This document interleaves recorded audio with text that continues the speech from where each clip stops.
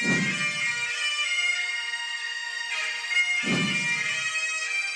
to that piece of lieutenant that's always on his podcast, bash us, yeah.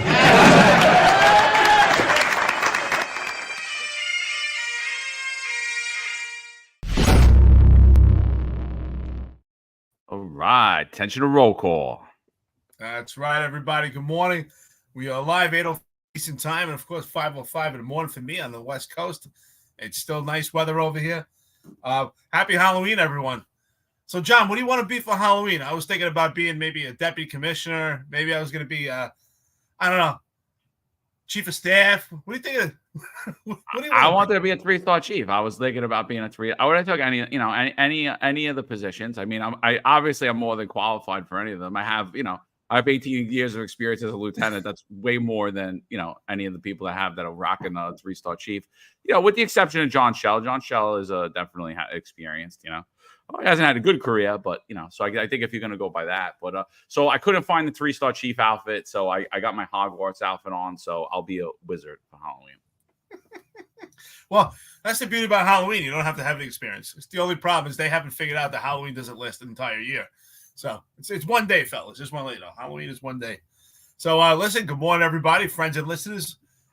Just a reminder, if you didn't have an opportunity to hear, so we would like our friends and listeners to come up with a, for the mugs. If you could come up with your own style, come up with your own vision, come up with a something for a mug represents this podcast. We appreciate it. If we pick yours, we'll send you the mug. We'll send it to you, and then we'll sell it on Printify. And you can say, "Hey, I made that mug for New York Finest Return Unfiltered podcast." So we appreciate it. This is going to be a good episode. I think it's quite interesting. NYPD's drone as a first responder program. John, let's do it, brother. This is a good one. Yeah, so it's a couple of different things, right? Like with the drones. So one, it's Kaz Daughtry's touting the drone as a first responder program. The other part of the conversation is that they're trying to now put drones on top of police vehicles as well. And they're going to be in police vehicles so you could deploy them.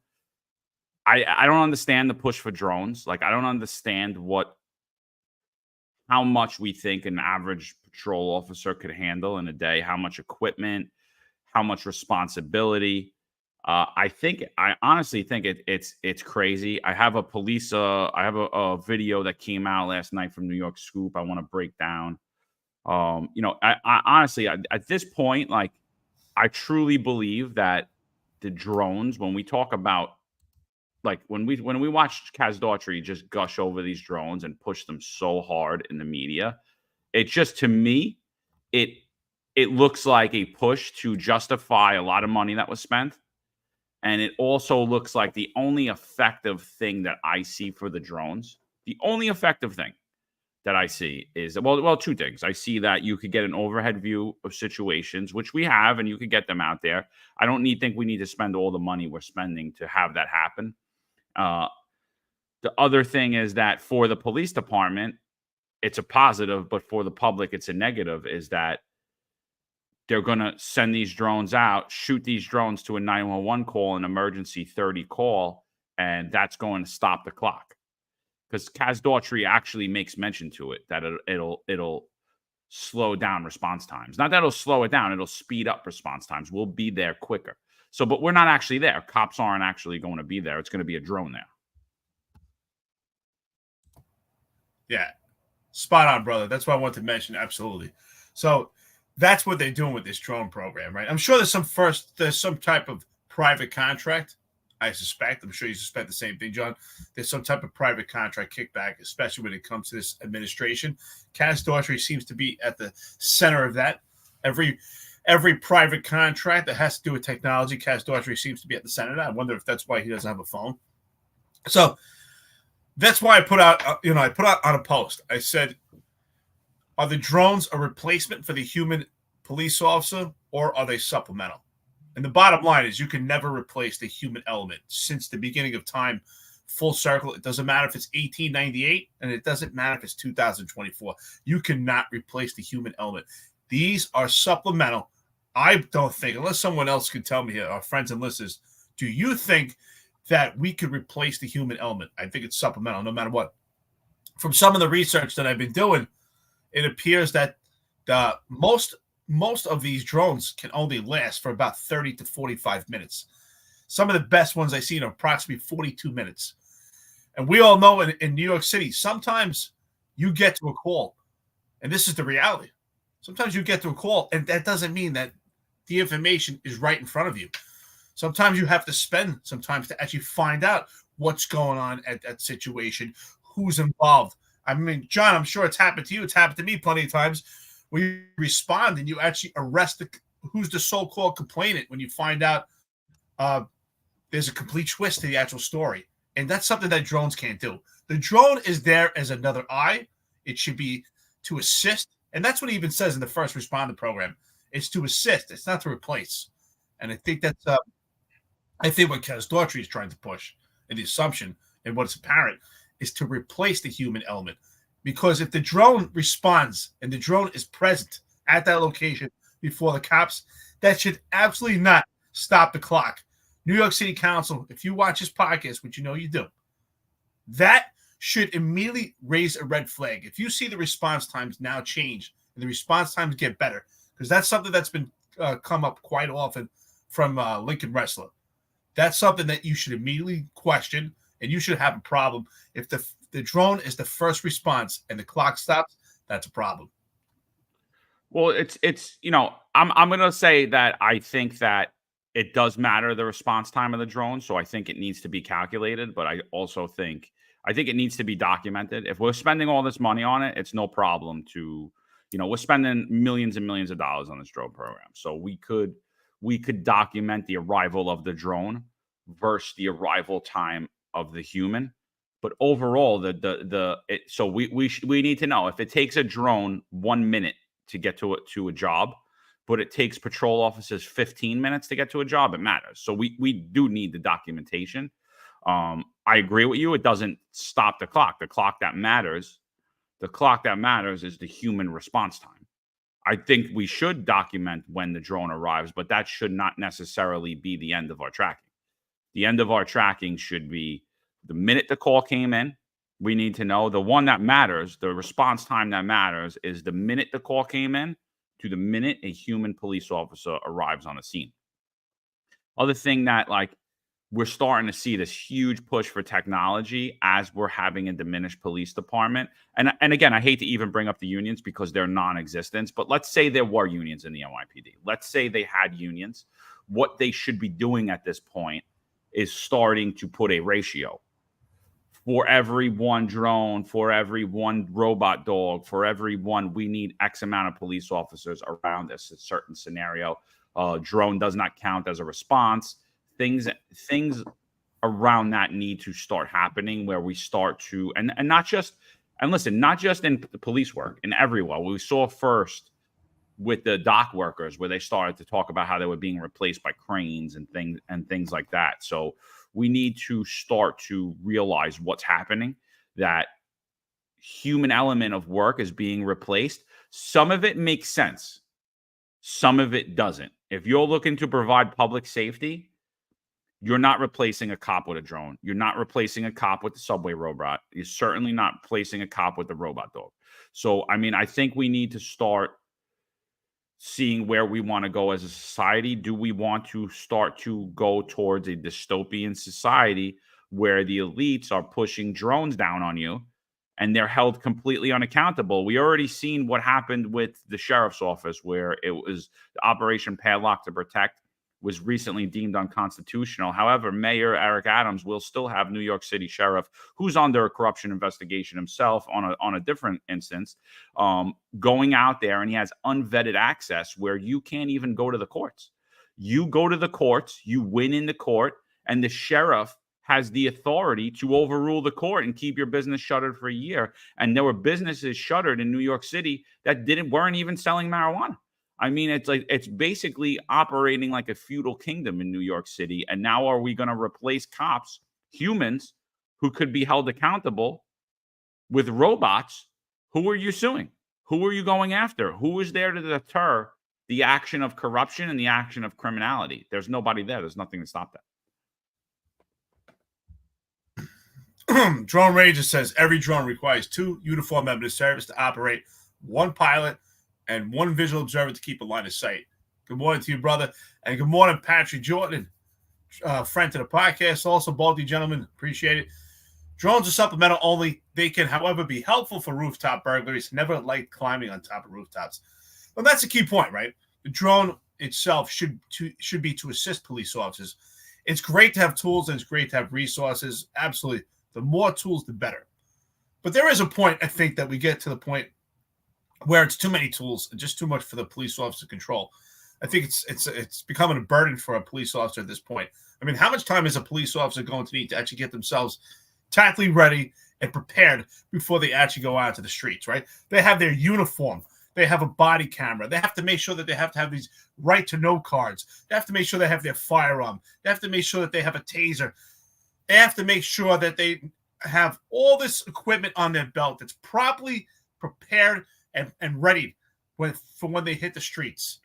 You have your radio that's assigned to you. Not only that, it's been a huge obstacle throughout my entire career. John, I imagine it was the same for you. We worked on opposite spectrums.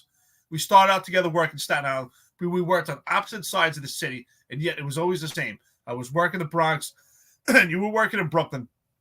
And anytime there was some new program for equipment for police officers to have in their cars, some of the cars had it. It was in the trunk. And then sure enough, over time, these things disappeared and didn't last too long. I mean, anytime you're supposed to have PPE in these cars, they never had enough.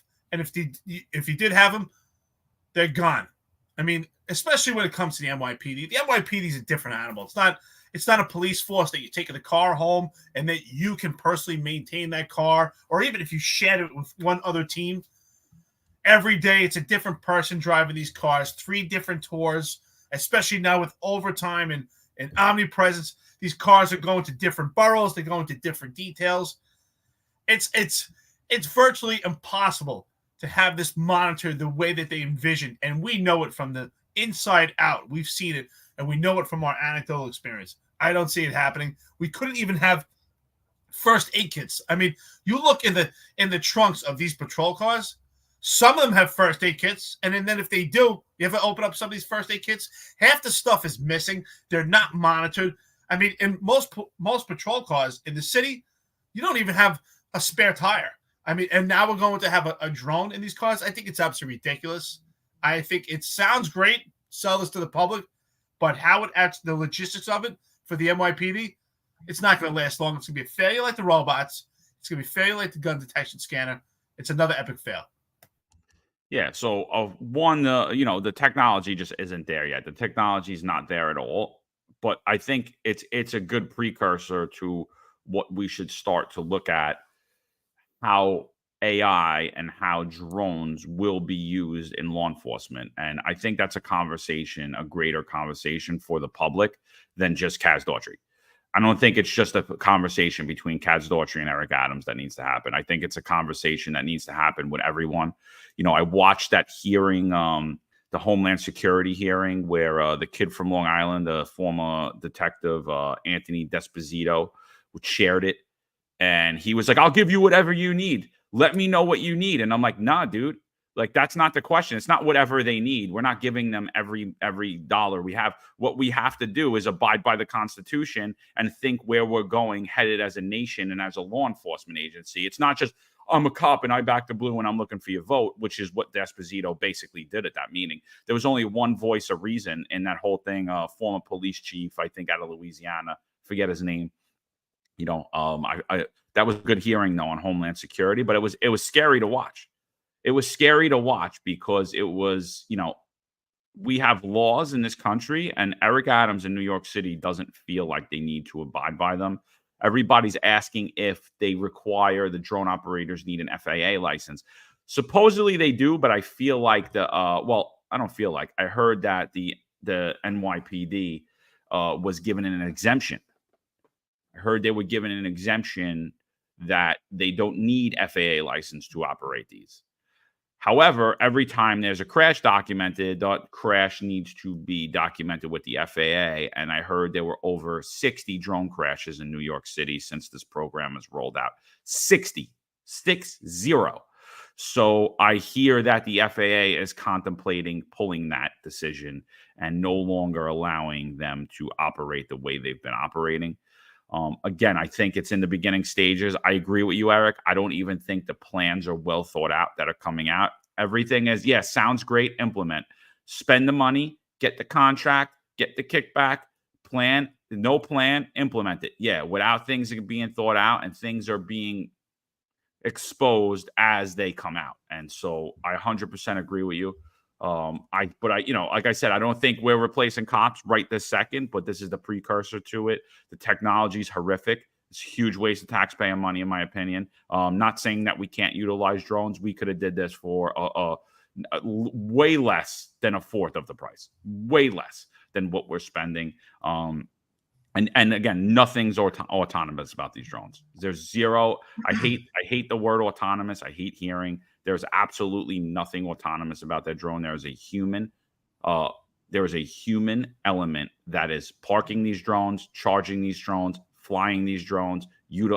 Every function on the drone is being done by a human. And I just want to clarify what I said about the FAA license. They were given an exemption for that they could fly the drone when they're not there. I'll get the proper verbiage of it, but basically you're flying a drone from afar. You know what I mean? You're at one police plaza and you're flying the drone that's in Queens. You know what I'm saying? Like you're not there. The drones are meant, the FAA license for drones are meant to be, you have your remote control and you're within X amount of distance of it. So New York City is basically flouting those rules and saying, well, we're going to have a little command center, like a video game room where we're playing Call of Duty in between. But once a call comes up, we could operate these drones that are up on the roof. And then, obviously that's where we're running into issues. So I've been saying for over a year now, I've had my finger on this, been saying, and John, I remember you and I were talking about, we're going to do an episode about AI. Like, look, it's not just in New York City, it's the entire country trying to replace the human police officer with AI.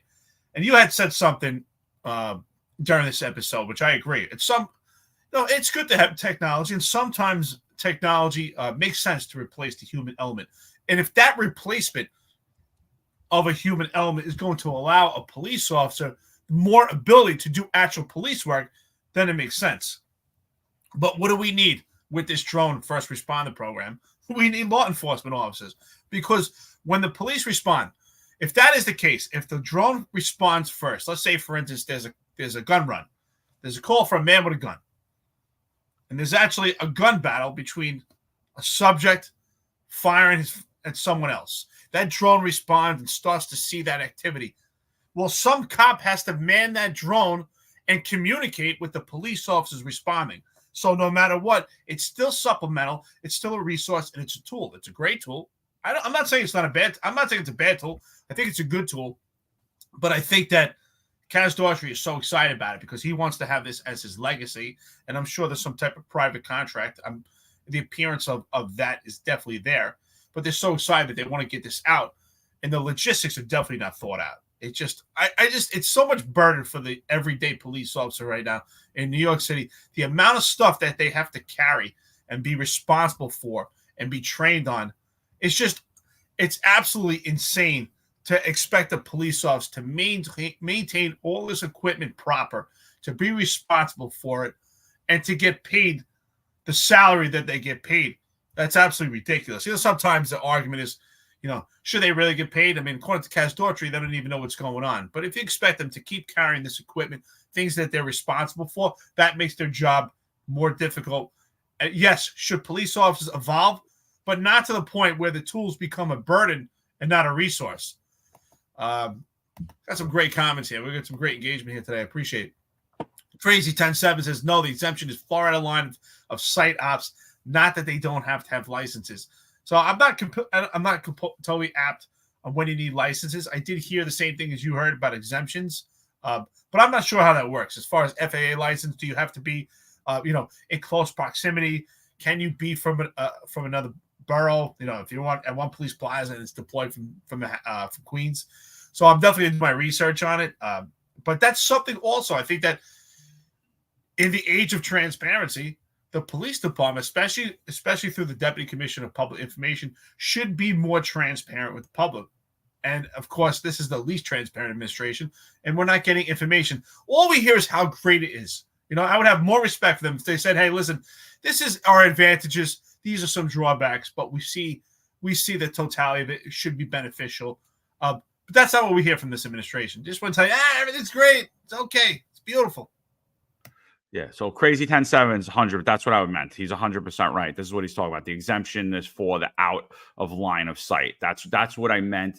Mullen, it's the Part 107 waiver is what they're talking about. I think the issue, they were licensed. I think the issue that we talked about a while back was actually Kaz Daughtry was flying the drones when he responded to that stupid video because he was upset that I posted that he had a video game controller on his desk. He was flying a drone and he didn't have a license. That's what they were talking about. That's what I was referring to when I was saying that they didn't have licenses. So yes, the drone pilots do have licenses, but they have an exemption for the out of line of sight, which there were 60 crashes, and these drones are what, $5,000-$10,000 each. To get up there about 45 minutes, can only work in certain weather conditions, can't go through trees, can't see under trees. Patrick Jordan says there are significant constitutional limitations for aerial surveillance. Drones can lead to abuse and liability. 100%. And I mean, the thing that we're seeing in New York City is that everything is being abused. The Constitution's thrown out of the window. The laws of our state constitution, the laws of our city are thrown out the window. Privacy laws are thrown out the window. I mean, the minute that Daughtry came in, he started talking about it, that he's going to surveil your private backyard. We went into that in depth. We went into two significant Supreme Court rulings around that. I mean, it's still up in the air, and there's still going to be more legality that comes out of this, obviously, as things evolve. But he basically was like, come inspect your backyard, make sure you're acting. I'm like, what are you talking? You don't even have anything. You can't just fly a drone over my backyard. You do if you're doing aerial surveillance of my home from 1,000 feet in the air. It's totally different than when you're down, So it's just crazy. That was a totally different conversation that went on for hours. Check that one out. We did that about are drones constitutional, or the use of drones constitutional. So let's play this video and then we'll get into it. The NYPD says the future of policing is happening right now with drones. Yeah, we've all seen them fly over crime scenes and also large-scale events. Well, the department is moving its drone as first responder program even more forward. Yeah, now the drones will be in police cars. That's the next phase. Pix 11's Nicole Johnson has more on exactly what that will look like. It's part of her special report, NYPD on the record.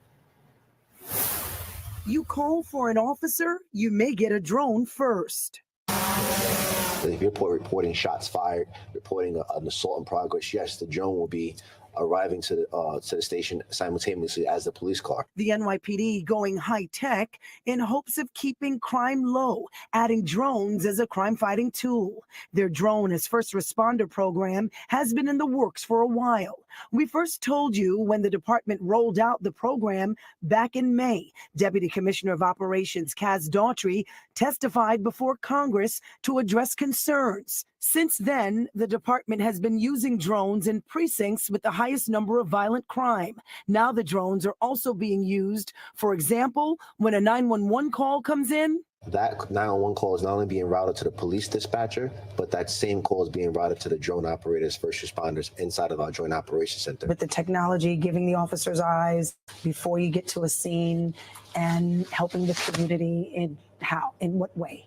Eventually, we're exploring options where, let's say, for example, in such a park, that somebody calls 911, there's an overdose, somebody OD. I want that drone to drop Narcan. Somebody called, there's a person having a heart attack on the actual track and field section of the Central Park. I want that drone to drop an AED before EMS even gets there so they can start the process of first aid. That's the vision moving forward. During our special, Deputy Commissioner Daughtry explains the next phase, which the department is already rolling out. The next phase, which is going to be phase 3, is where we're going to have drones in the back of some of the police cars. For example, we're chasing a suspect. Suspect goes into the woods, or he's now hiding behind houses. I can go in the back of my car, open up the trunk, take out the drone, turn it on, and then tell the Joint Operations Center to launch that drone, and they can launch that drone autonomously from one police plaza and help with the aerial search and give us an aerial tactical view. When it works well, it really works well for us. Nicole Johnson, Pix 11 News. And be sure to tune in tonight for an exclusive interview with NYPD. You know, I'm laughing, John, because the NYPD loves stats. ComStat, ChalkStat, DomStat. There's a stat for everything. I remember, you know, every time I got a phone or a piece of equipment, the NYPD wanted to know how many times did I use it. I remember when they first gave us these Q-Techs. Terrible. Glisten device. That's the name of it. I remember first it was called the Glisten device. I could barely get service. They wanted me to use it so much. I put it in my locker. They gave me a command discipline, which means in-house discipline for anybody who's outside NYPD. It's not official discipline. It's in-house discipline. You could lose vacation time, a couple hours, or just pretty much a slap on the wrist. But it was stupid. I was given a device to use. Never got any service. Was pretty much useless. It wasn't. The logistics weren't planned out. There was no training. It was just, here you go, take this, use it. And it seems like this might be the same thing. Is there going to be any training? I mean, this is going to cost. This could cost millions of dollars. First of all, it's the purchase of it, putting in these cars to have it. Each car has to go out and has to have the proper stuff built in so that the drones can be sitting there properly. Then the cops have to be trained how to access it. This isn't how to deploy it. There's a lot of stuff that's not being mentioned that's going to cost the police department and the city millions of dollars. It sounds great, yeah, to have it in every car.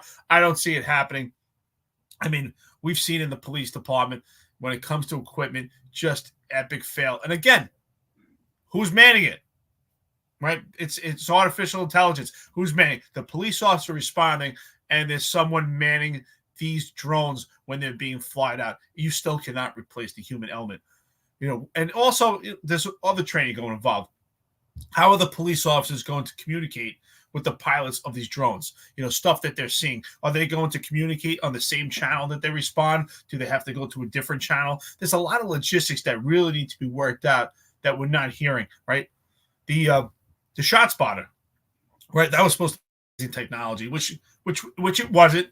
When I was in Iraq in 2003, we had shot spotter technology. And of course, I think shot spotter technology actually came out in the police department around 2016, I want to say, or maybe 2015. So it's years later, nothing exceptional, right? A lot of times the communication between the police officers responding and the operations unit was kind of choppy when it came to these shot spotters. I mean, they did their best, but it's, again, there were a lot of logistics involved in that. It's not the best thing. Kaz Daughtry, it sounds great. You know, like I said, he wants to be the guy that's behind this this technology, but there's a lot of stuff that has to be ironed out before this program gets forward. The bottom line is a tool to assist. These things will break down. They'll go into crash. These are things that have not been worked out. You can never replace the human police officer. I don't care if we go forward, in 100 years when we're all gone. Policing will always be the same in the foundation. It requires the eye and the ability of the human element. I agree. I agree with you 100%. I think that this is, we're in, again, I think that the technology is good. I think that we should have drones. I think when they showed Kaz Daughtry, the one example in Dudleston, Queens, where they put the drone over the house where people were barricaded, it was at night, the night vision on the drones, it was able to give a bird's eye view while the weather was bad. Helicopters couldn't get up. And I actually think it's saving taxpayers money utilizing in that manner, utilizing in the manner the same way that we use aviation. I do think aviation's more effective, better. But in scenarios where we could save money, it does cost a lot of money to get those choppers up. Sometimes we don't have enough, depending on what's going on in the city. They might need to be deployed elsewhere. We could save a lot of money with the drones, utilizing it in that manner where we're getting a bird's eye view and we're giving it, but it should be specialized units. Again, I don't think a patrol officer is really going to get to a point where they're going to be able to properly utilize this. But again, I have a lot of concern around the contracts. And I have a lot of concern because of everything that I've seen around the contracts. And I think that we really need to know who's invested inside of these companies. We really need to know what contracts. I need to know what contracts in particular are being eyed for these drones, which drone contracts we already have. And then I want to know who invested in either in the stocks in these companies.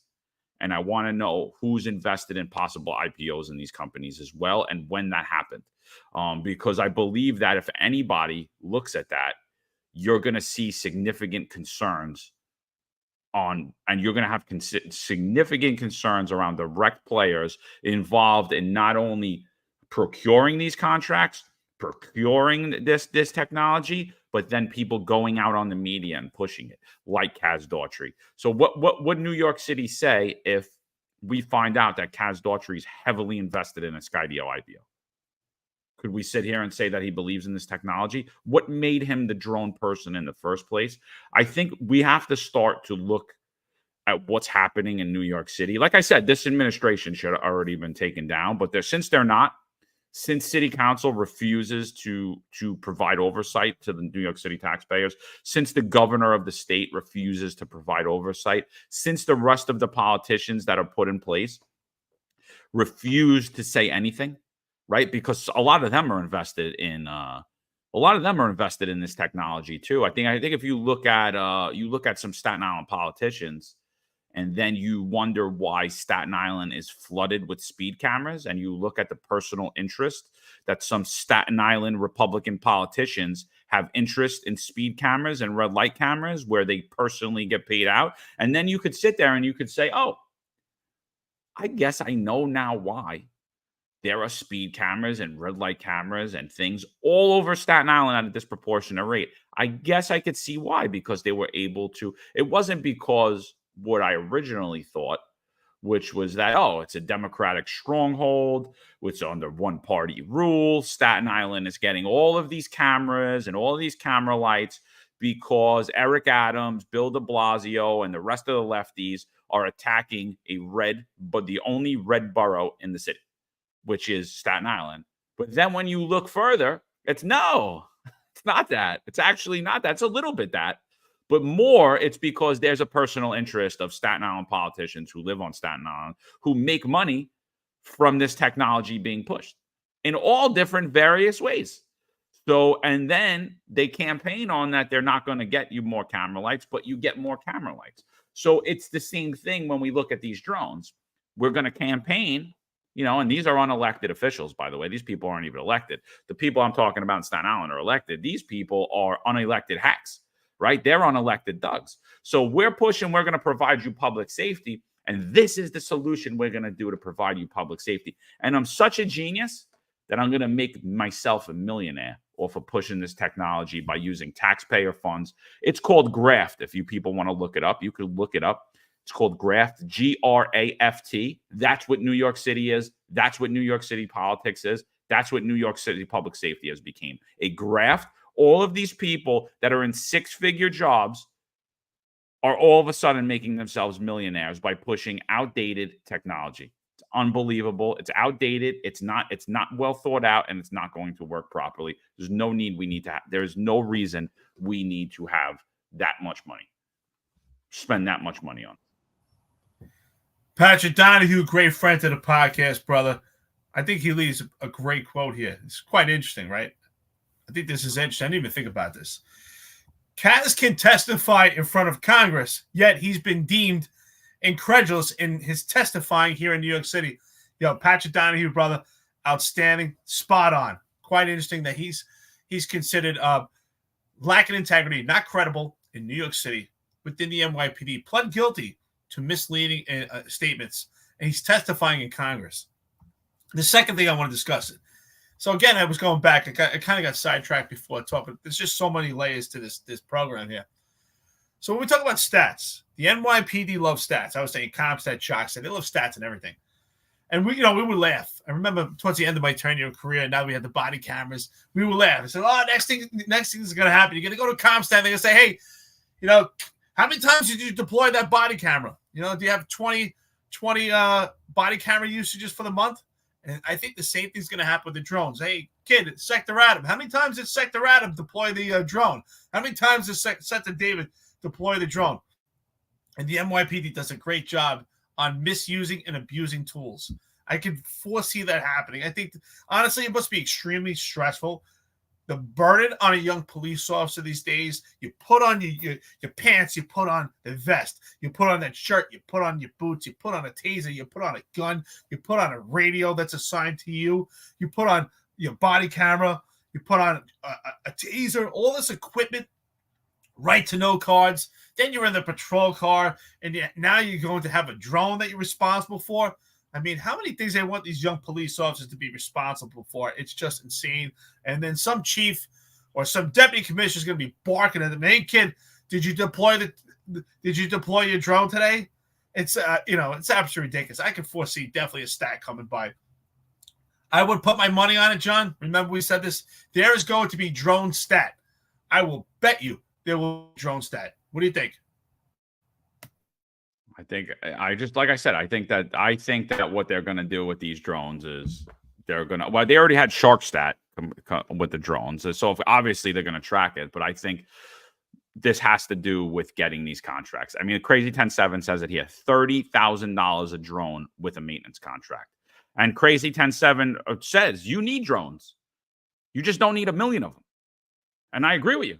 Right. Like, I think what we saw in Douglas and Queens was a great utilization of it. I think if we could utilize that instead of putting up a chopper where we're spending $1,000 an hour or probably more just in gas. Yeah, 100%. Why are we not cutting down the cost and using technology and moving towards more less expensive technology that sometimes operates better depending on weather conditions and things of that nature. So I agree 100%. Pat Donahue nailed it. The kid can't testify in New York City criminal courts, but he could testify in front of Congress. He could speak to the public every day. 100% right, Pat Donahue. I want to highlight a tweet here from my good friend Marlon Bethel, member of the finest Unfiltered. He said, this is NYPD News and NYPD Daughtry's visionary idea for drones below. And he posted a video, which I will play. There's nothing original coming from 1PP these days. They're just parroting what's told to them by civilian advisors who are told it by Wall Street, by way of the police foundation. In this case, they are given a solution in search of a problem and have decided it's a great way to obfuscate. Sorry if I can't say that word. I'm not too smart. The coming lack of manpower in the department and the increasing response times. This is the early generation of tech at best, which requires modernized municipal infrastructure to operate and communicate uninterrupted from dense urban landscape and massive skyscrapers to a centralized hub. It is being tested in Israel and China, two places that have massive surveillance state complex, by the way, and much newer, modernized city infrastructure. New York City would be wise to wait for the tech to advance to a point where it won't require massive investment in infrastructure. Considering we have dilapidated subways and sewage drainage systems that need to be prioritized. By then, the tech and battery systems would have evolved into a cheaper, pocketable, autonomous drones that could be equipped by every NYPD cop and only used when needed. So New York City doesn't become a police surveillance state. So, but Marlon, what you're missing here is, and I got to push back on you, what you're missing is how are they going to get rich, though, off of that? You have a solution to that makes sense for the New York City taxpayer. You have a solution that's routed in common sense. How are they going to get their crumbs? How are they going to get their crumbs if we do that? This is what you're missing is they're in power now. They need these contracts to get pushed through now. We need to spend this money now. They need to get not only their crumbs, but they need to make sure that the stock tips that they're giving their buddies and they're giving their family members and that they're heavily invested, they need to know that they're going to get rich now. The time is now. That's why we keep hearing the future's now. The future's not now. The crumbs are now. That's what we're hearing. Spot on, spot on. I just want to give a shout out to my friend, my lifetime friend, Semper Fi Bradford Lewis. We went to boot camp together 25 years ago. He's on the chat right now. Anybody in New York City or New York State, if you're looking for a great place to live upstate, or if you're looking for a home in Pennsylvania, check out my buddy Bradford Lewis. He's online. He does real estate upstate New York and Orange County, and also Pennsylvania. So if you're looking for a place, shout out, awesome Marine. We went to boot camp together 25 years ago. So Semper Fi, brother. Yeah, listen, Marlon, you're spot on. Absolutely. And again, it goes back to what we're talking about, right? It just doesn't make sense. And the logistics behind this, it's too vast for the New York City Police Department. It's just too large. There's too many moving parts to actually have this completely effective, to have one in each car. We couldn't effectively at this point, 2024, get a shotgun or an AR-15 assigned to every police car, I'm sure, because there's not a private contract behind it. Because that, by far, I think that's more important than anything else right now, especially with active shooters out there right now. I think the police officers are unmanned and outgunned in these streets. Every police car should have a shotgun or an AR-15. I've been talking about we go to every police car having a drone. But what is the benefit behind drones? It's a private contract, which we could foresee why Kaz Daughtry would want one in every car. And again, Kaz Daughtry has never provided any specialties in his experience to actually annotate that he should be behind this technology. We know he's the one pushing it, but the answer is, and people have not been asking, is why? Does he have an education in technology? Does he have an education? Artificial intelligence? This is information we have not been provided with. All we know is that he's been the mouthpiece to push technology, whether it's gun detection scanners, whether it's drones, whether it's robots. He's been behind it. He's the mouthpiece for Eric Adams when it comes to technology. And it's every appearance that he's the mouthpiece for that because there's a private contract kickback. Just like the 511 pants, just like everything else, everything appears to have a private contract benefit. So spot on, Marlon. I always appreciate your input, and absolutely that. Member of the finest Unfiltered. Yeah, and the other contract I want to look at is, I also want to look at the robot, the subway robot. I forget the name of that company. It'll come to me, but who invested in that too? Who invested in that when the NYPD and before the NYPD embraced that technology? Prior to that, during it, after it, who did that? Was that a pump and dump scheme? Was that the NYPD was involved in? I don't know. All right, let's watch let's watch this video that Marlon puts out, because I think this is what they would think it's going to happen, which we're not even anywhere near here. So here's the video.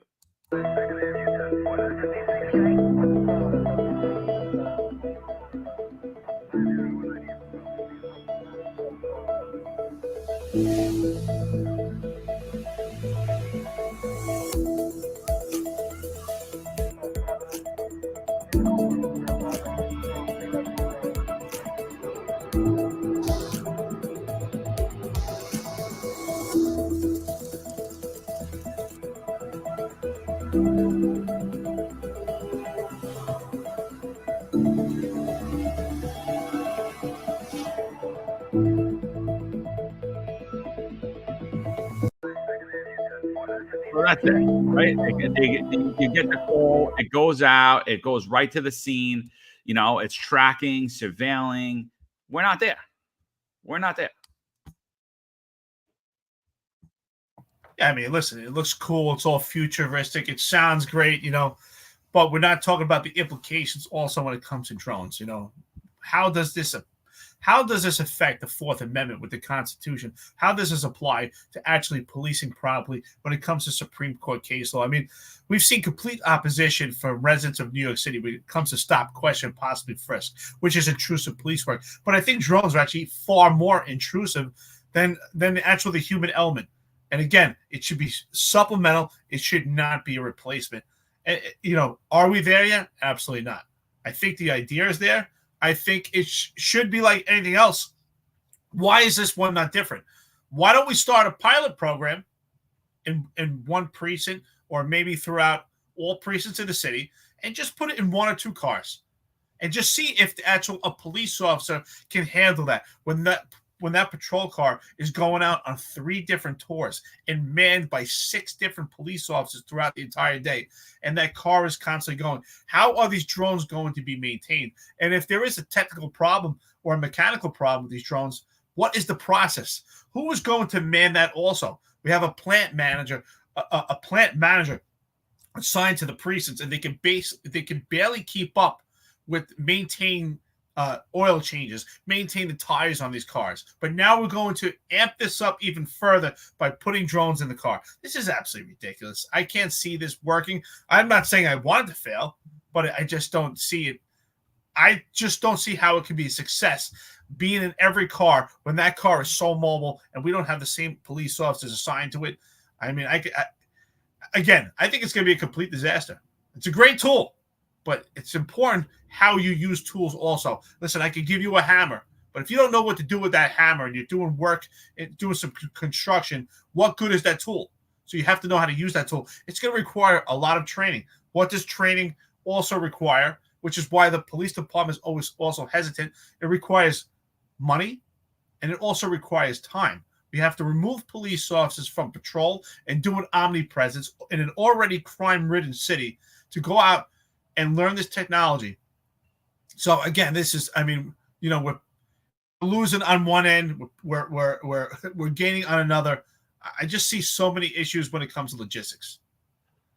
Oh, it's terrible. I mean, first off, it shouldn't even be any cops. It should be a civilian, less paid than a police officer to operate the drones. You want to get a drone operator, pay for a drone operator. You shouldn't be going through the training of a police officer. Maybe you go through some type of NYPD training to understand the law and things of that nature. But drone operator should be its own title. It should be much less paid than a New York City police officer. You're not out there the way that a police officer is. We don't need to pay to have, I don't know how many drones do we have, however many drones we have, that's how many officers times by 2 that are assigned to handle that drone, get that drone up. So that's my one issue. Drone operators should be a civilian title that are paid much less, different pay structure, different pension system, different retirement system, totally different. Why are we taking people away from, this is an admin position, right? This is an admin position, something that Eric Adams said we weren't going to have. But here we are. We have more of them. So no, and Joseph Menendez says that we're beating up the drones, leave the technology alone. You know, it's not transparency of the no bid contracts is a different story, but the tech itself will save lives. We're not knocking the tech. We're knocking the implementation of it. We're knocking the consistent pushing of it. We're knocking the consistent lie to the public about what it's going to do. And here you are reiterating one of them. Drone can deliver ammo or first aid bags to a pinned down officer. It's true. It possibly can. The technology isn't really there. Daughtry's talking about dropping Narcan, dropping a defibrillator. We haven't seen it even happen yet in an experiment. So how are we going to see it happen in real life? And there's serious limitations to that as well. It's good. I like it. I think it's good. I think we could get there. But again, I think I'm telling you right now, I could implement all of the things he's spoken about for way less than a quarter of the price that he's doing it for. And that's dealing with all of the nonsense around the contracts and all the rules and regulations, which, by the way, they're flouting in New York City, procurement rules in New York City. I could do all of that for not even a quarter of the price that they're spending, not even a quarter of the manpower that they're utilizing. I mean, this is, people got to wake up. So what was that other stock? It was NDO was the ticker. So it looks like Skydio is getting ready to do an IPO as well. Skydio was the big company they were using. Skydio prepare to invest. This article is from June 13, 2024. It's 8/10/23. Skydio closing consumer drone business 2/27/23. It raises $230 million. 2/8/22. It wins a OT agreement for Army short range reconnaissance. So it doesn't say anything about in the NYPD, but I'm almost positive the NYPD has a contract with this. We have to look around the corruption in this because something's not right here. We're not knocking the technology itself, but the way that the technology is being pushed is not accurate. It's the same way that the crime numbers are being pushed. It is not accurate. It's a misrepresentation of what the drones are capable of, how they will be used, how they operate. The drones are not autonomous. What you watched on that video was that a 911 operator took a call, typed in the location, and the drone picked up and flew to that location. That is not what was happening here. What's going to happen in New York City is a 911 call is going to come in. 911 is going to route that call. It's going to go out to a patrol unit and to an officer sitting in a hub that's going to fly the drone to the location, which, by the way, we've had 60 crashes in New York City. 60. 60. How much do you think that's going to happen? How many crashes do you think are going to happen when this actually goes live and it's happening consistently? It's going to be way more than that. Absolutely. So one of my passions I always talk about is intrusive police work, right? So what's intrusive? Police work correlate to these drone programs. So let's talk about Supreme Court case law. Talk about the Fourth Amendment. We talk about right to search and seizure. And what also we talk about is testifying in court. I testified in court constantly. So it does correlate to manpower. You cannot replace the human element. So how is this going to work? Are we going to have a pilot man it and communicate on the radio to the police officers that respond to that call? Or is it going to be a spotter? Is it going to be a pilot and also a spotter that communicates with the police officers that respond?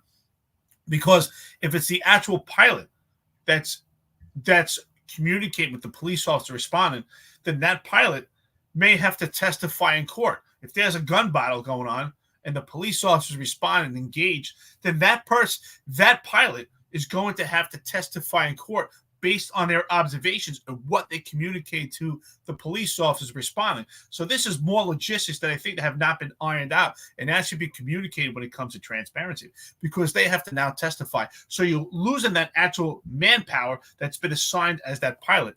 So again, is there going to be a pilot and a spotter? Is it just a pilot? Shout out to JF Dot. More coffee and donuts at the podcast. We appreciate it. We'll take a dozen donuts, $9.99.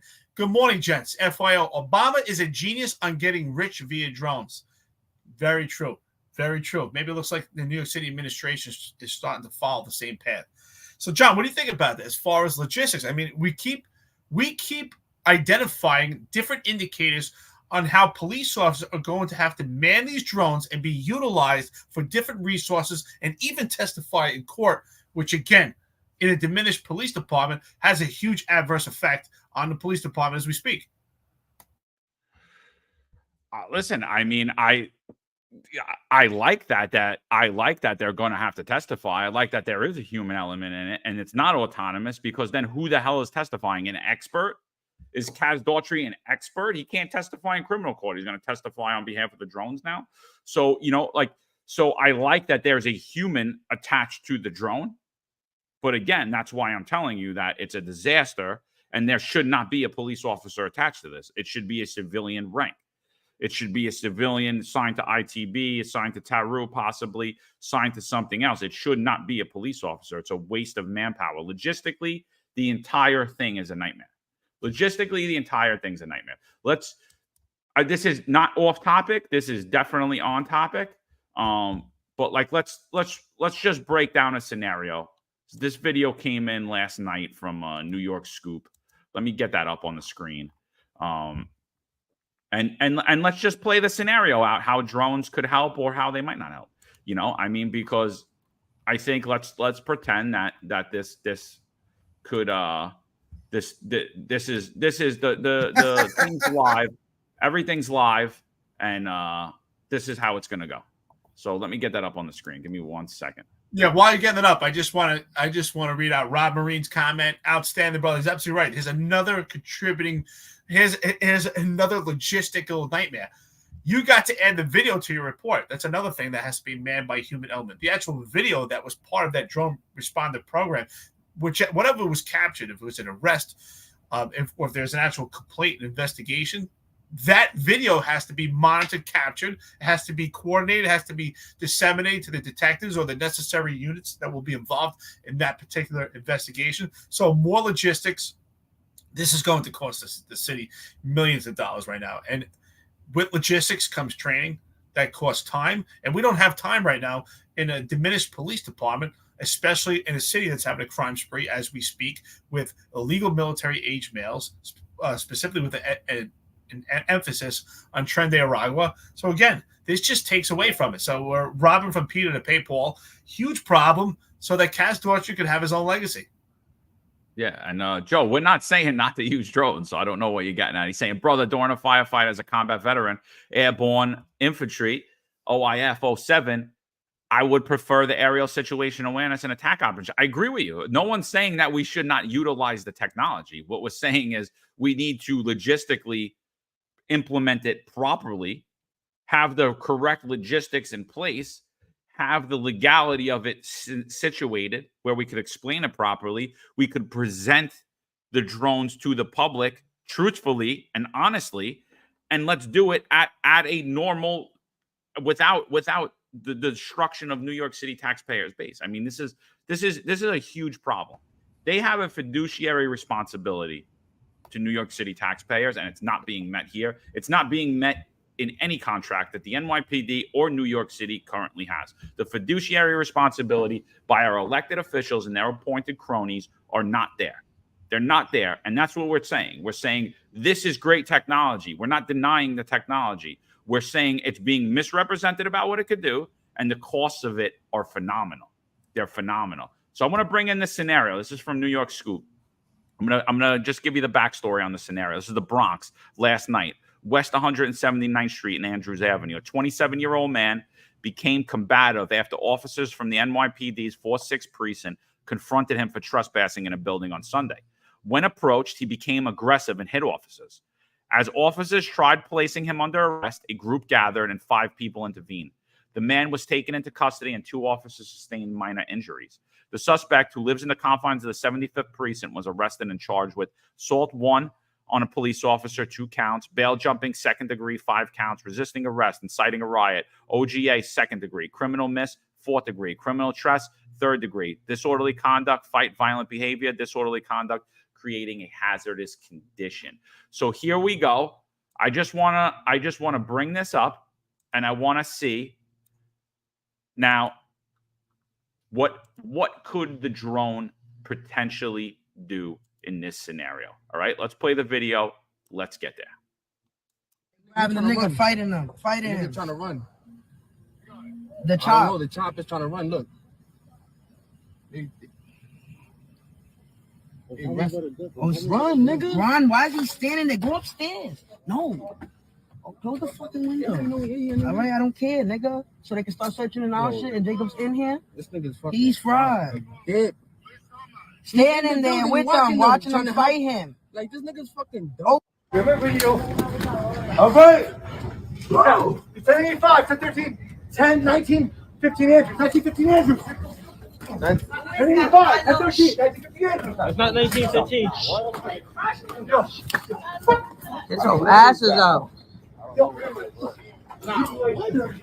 that shit. Well, see y'all. Take his back. Wow. Yo, this is. It's 2 of y'all. It's 2 of y'all. He's naked. He's down. What y'all beat him for though? I want to see shit. Let's go. Y'all beating him. It's 2 of y'all. It's 2 of y'all. It's 1 of him. It's on. Watch it. This is a lawsuit. He's naked. What are y'all doing? Y'all hit him in the head. This is a lawsuit. He's butt naked. What are y'all doing? What's your badge number? 1950 Andrews. Snabs. Grab him. Grab him. You don't know where you at. You don't even know where you at. Ow, grab him. Your first hit. Grab him. From your first hit. Look at his face. Look at his head. Look at Oh, that. God, my God. He's down. Snabs.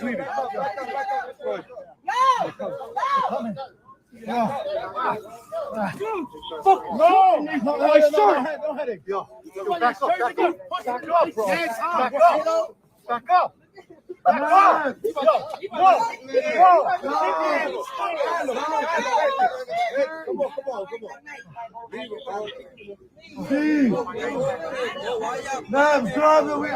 niggas cannot do shit with him. He's a bad cop. Drop him. Nah, yo, see. Yeah, sure. They don't make bald cops like they used to. So, all right, what do you got, Eric? Well, before I go into that, I just want to say shout out to MD. Baker's Dozen for us. We appreciate it. Get some bagels over here, on the West Coast in Florida. Good morning. This is the future sailing technology. It's such a double-edged sword. Great show. Thank you so much. We appreciate it. Outstanding.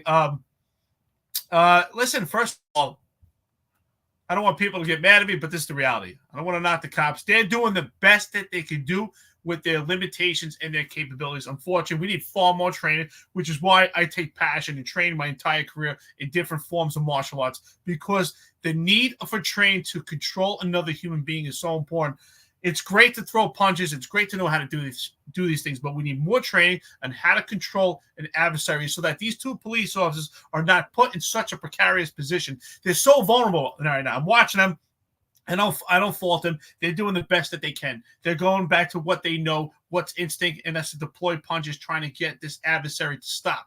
But while they're doing that, their backs are completely exposed to this crowd. It's such a horrible situation. We need more police officers to get there. What we need is, forget about these drones. We need our police officers trained. We need Brazilian Jiu-Jitsu. We need wrestling. We need boxing. We need Krav Maga. We need martial arts. We need to train these police officers so that they can maintain custody control and not get themselves hurt. But now that we're speaking about drones, the only thing that the drone can do in this particular situation is request a 1085 or 1013, which means help. We need more units. Our NYPD active retired. Our friends and listeners already know what that means, but for our outside agencies, I don't know what your codes are, but 1085, 1013 means we need help, we need assistance, and that's what the cop is saying on the radio. But that's the only thing the drone is going to do. There is going to be a pilot manning it, whether there's a spotter or not, and they're going to communicate that we need more police officers on the scene. That's the only thing that drone can do. Other than that, we need more training to save and help our police officers. It's a horrible situation. And even with training, it could take 8 police officers to hold one person down to maintain custody and control. And what did they also do there, right?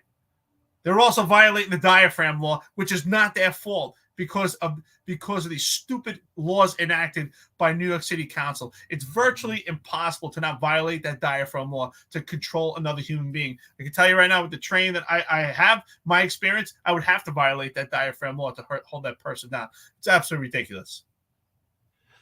Yeah, absolutely. I think so. Like, you're there, you're calling for help.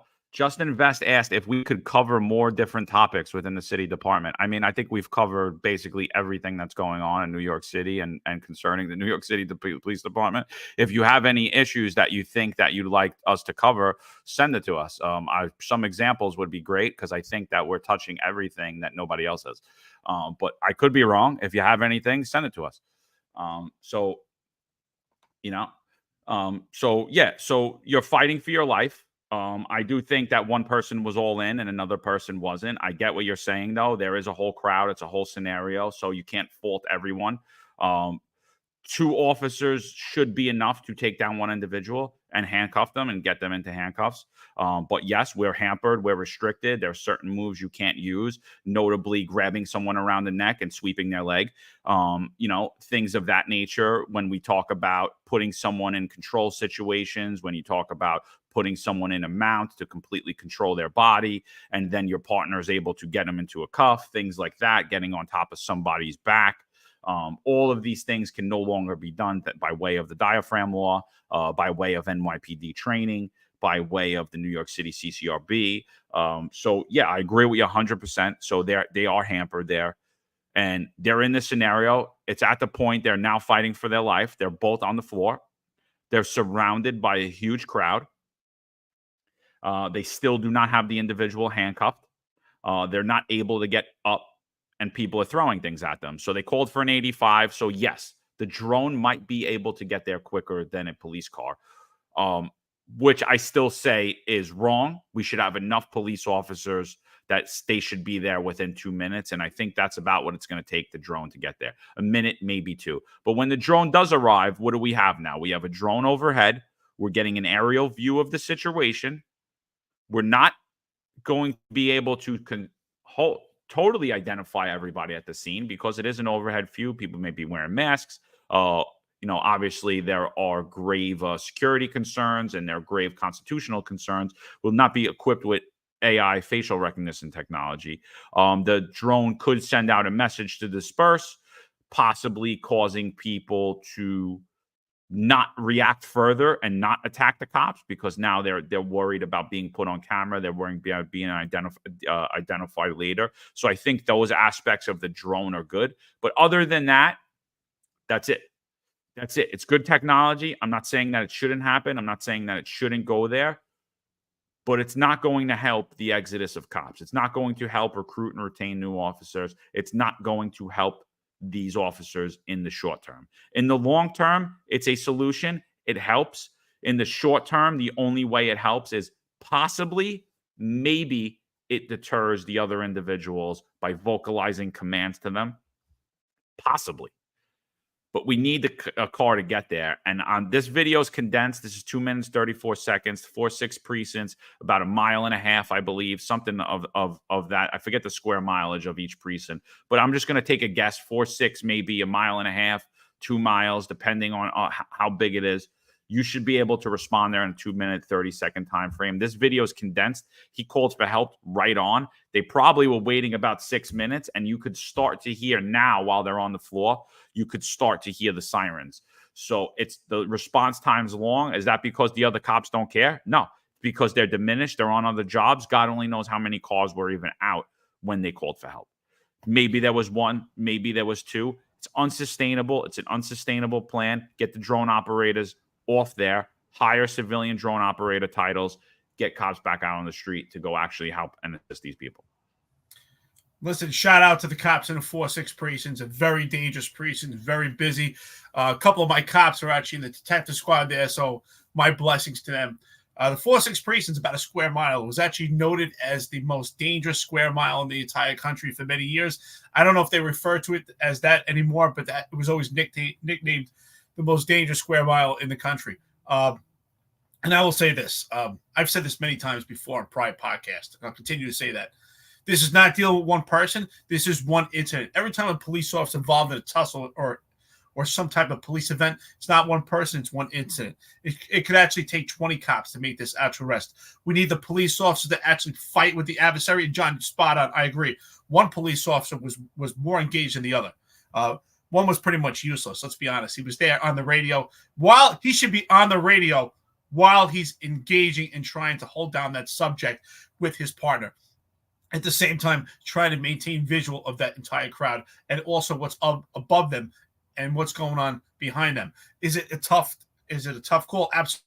But you have to do that. You have to have all eyes and you have to have all hands in place until the cavalry gets there. And yes, it could take 20 police officers. We need to watch who's above us right at that point. We need to watch and stop who's in that doorway. We may need to shut down traffic to allow cars to get through. We need also other police officers there to control the crowd so that they can actually get the subject into custody. Again, like I said, forget about these drones.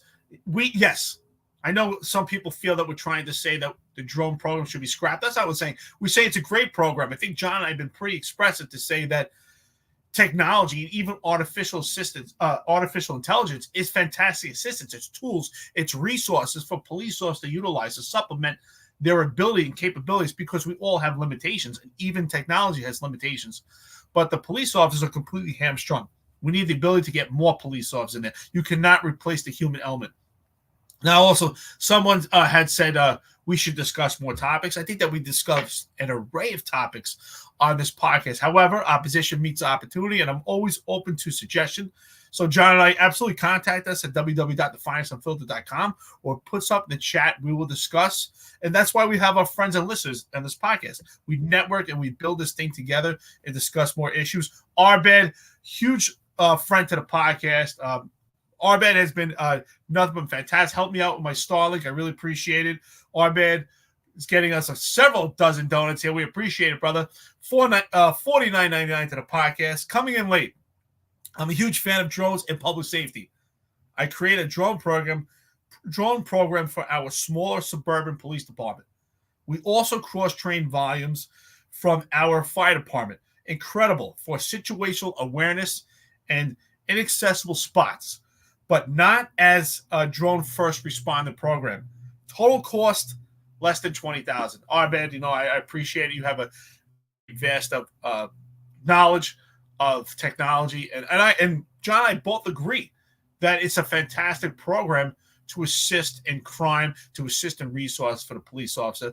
But we believe, especially with the New York City Police Department, how vast it is, that the logistics have just not been properly planned and are prepared to be played out in a manner that it's so vast that it will be in every police car. I think we need to downsize to where it's a pilot program to really exercise how it's going to play out before it becomes a program utilized in every car. We've seen the obstacles and hurdles that the police department has had throughout the tenure of my career, John's career. I'm sure our active and retired listeners are seeing it right now.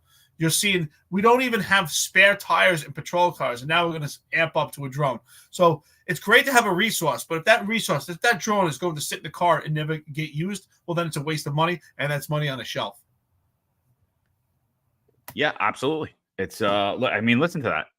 $20,000 when we're spending $30,000 on just one drone. He has a whole program set up. And Marlon Bethel actually point out too, the FDNY currently uses drones for the rooftops. They have a drone truck. It costs way less than what's happening here. What's going on in the New York City Police Department? I'll tell you what's going on. It appears that there are people in the upper echelon of the NYPD. There are people in the upper echelons of the mayor's office that are getting rich off of these contracts. Family and friends are getting rich off of these contracts via stock tips, via IPOs, via kickbacks. That's what it appears to me. I mean, it's the only reasonable thing that I could see. We're spending millions and millions and millions of dollars for, and I agree. Listen, I agree. The technology is going to get better, but the technology's there, and it's not that expensive. It's not that expensive right now. The technology is not as expensive as it was. And our bad proved it right there. So I appreciate you for bringing that in, and I think that was the most important point in the whole thing. $20,000. We're spending $30,000 for one drone. How much are we spending in operational costs daily on this drone program? I bet you your eyes would spin. I bet you people would lose your mind. I'm going to tell you right now, it's going to be close to, it's going to be not close to, it's probably going to be over six figures a day that we're spending in operational cost, possibly even into seven figures.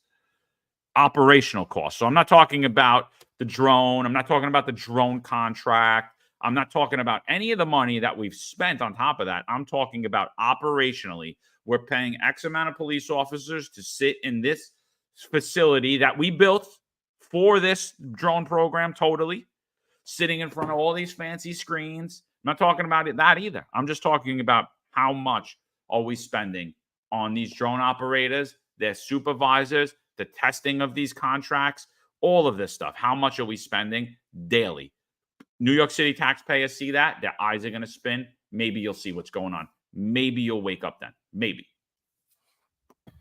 Yeah, listen, I want to say thank you so much, friends, and listen to the podcast. More shout outs here. Putnam County Crime Analysis with Andrew DeStefano. More coffee and donuts. We appreciate it. Thank you so much. Stay safe, brothers. $19.99. You stay safe too. Thank you so much for supporting us and being a friend and listening to the podcast. We really appreciate it. Thank you so much. And of course, more coffee and donuts from MD $4.99. Again, these situations let me empathize with cops to have partners and not be alone. We need more officers. Absolutely. I don't think any cop should ever work alone. I don't care where you work, even if it's as dangerous as the 4-6 precinct, or as dangerous as working in the South Bronx and PSA 7, or if it's as dangerous as working in some of these high-profile precincts in New York City, or if you're working in some rural area in the country. It doesn't matter. You should not work alone. There's only so many eyes and hands that you have. And please, shout out to those police officers in the 4-6.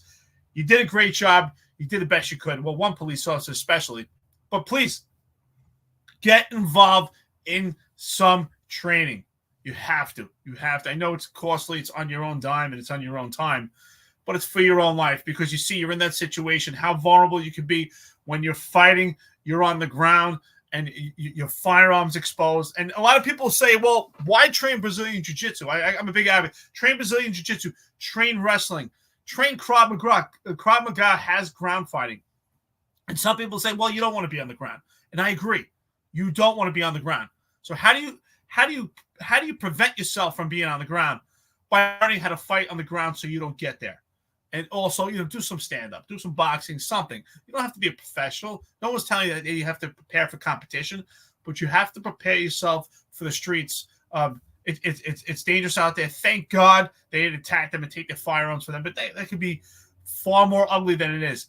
VSS Ventura is $5. Add this to the coffee and donut war chest. Absolutely. We're going to have a coffee and donut fund for this podcast. We appreciate it. If you want to buy us a coffee and donut, we appreciate it.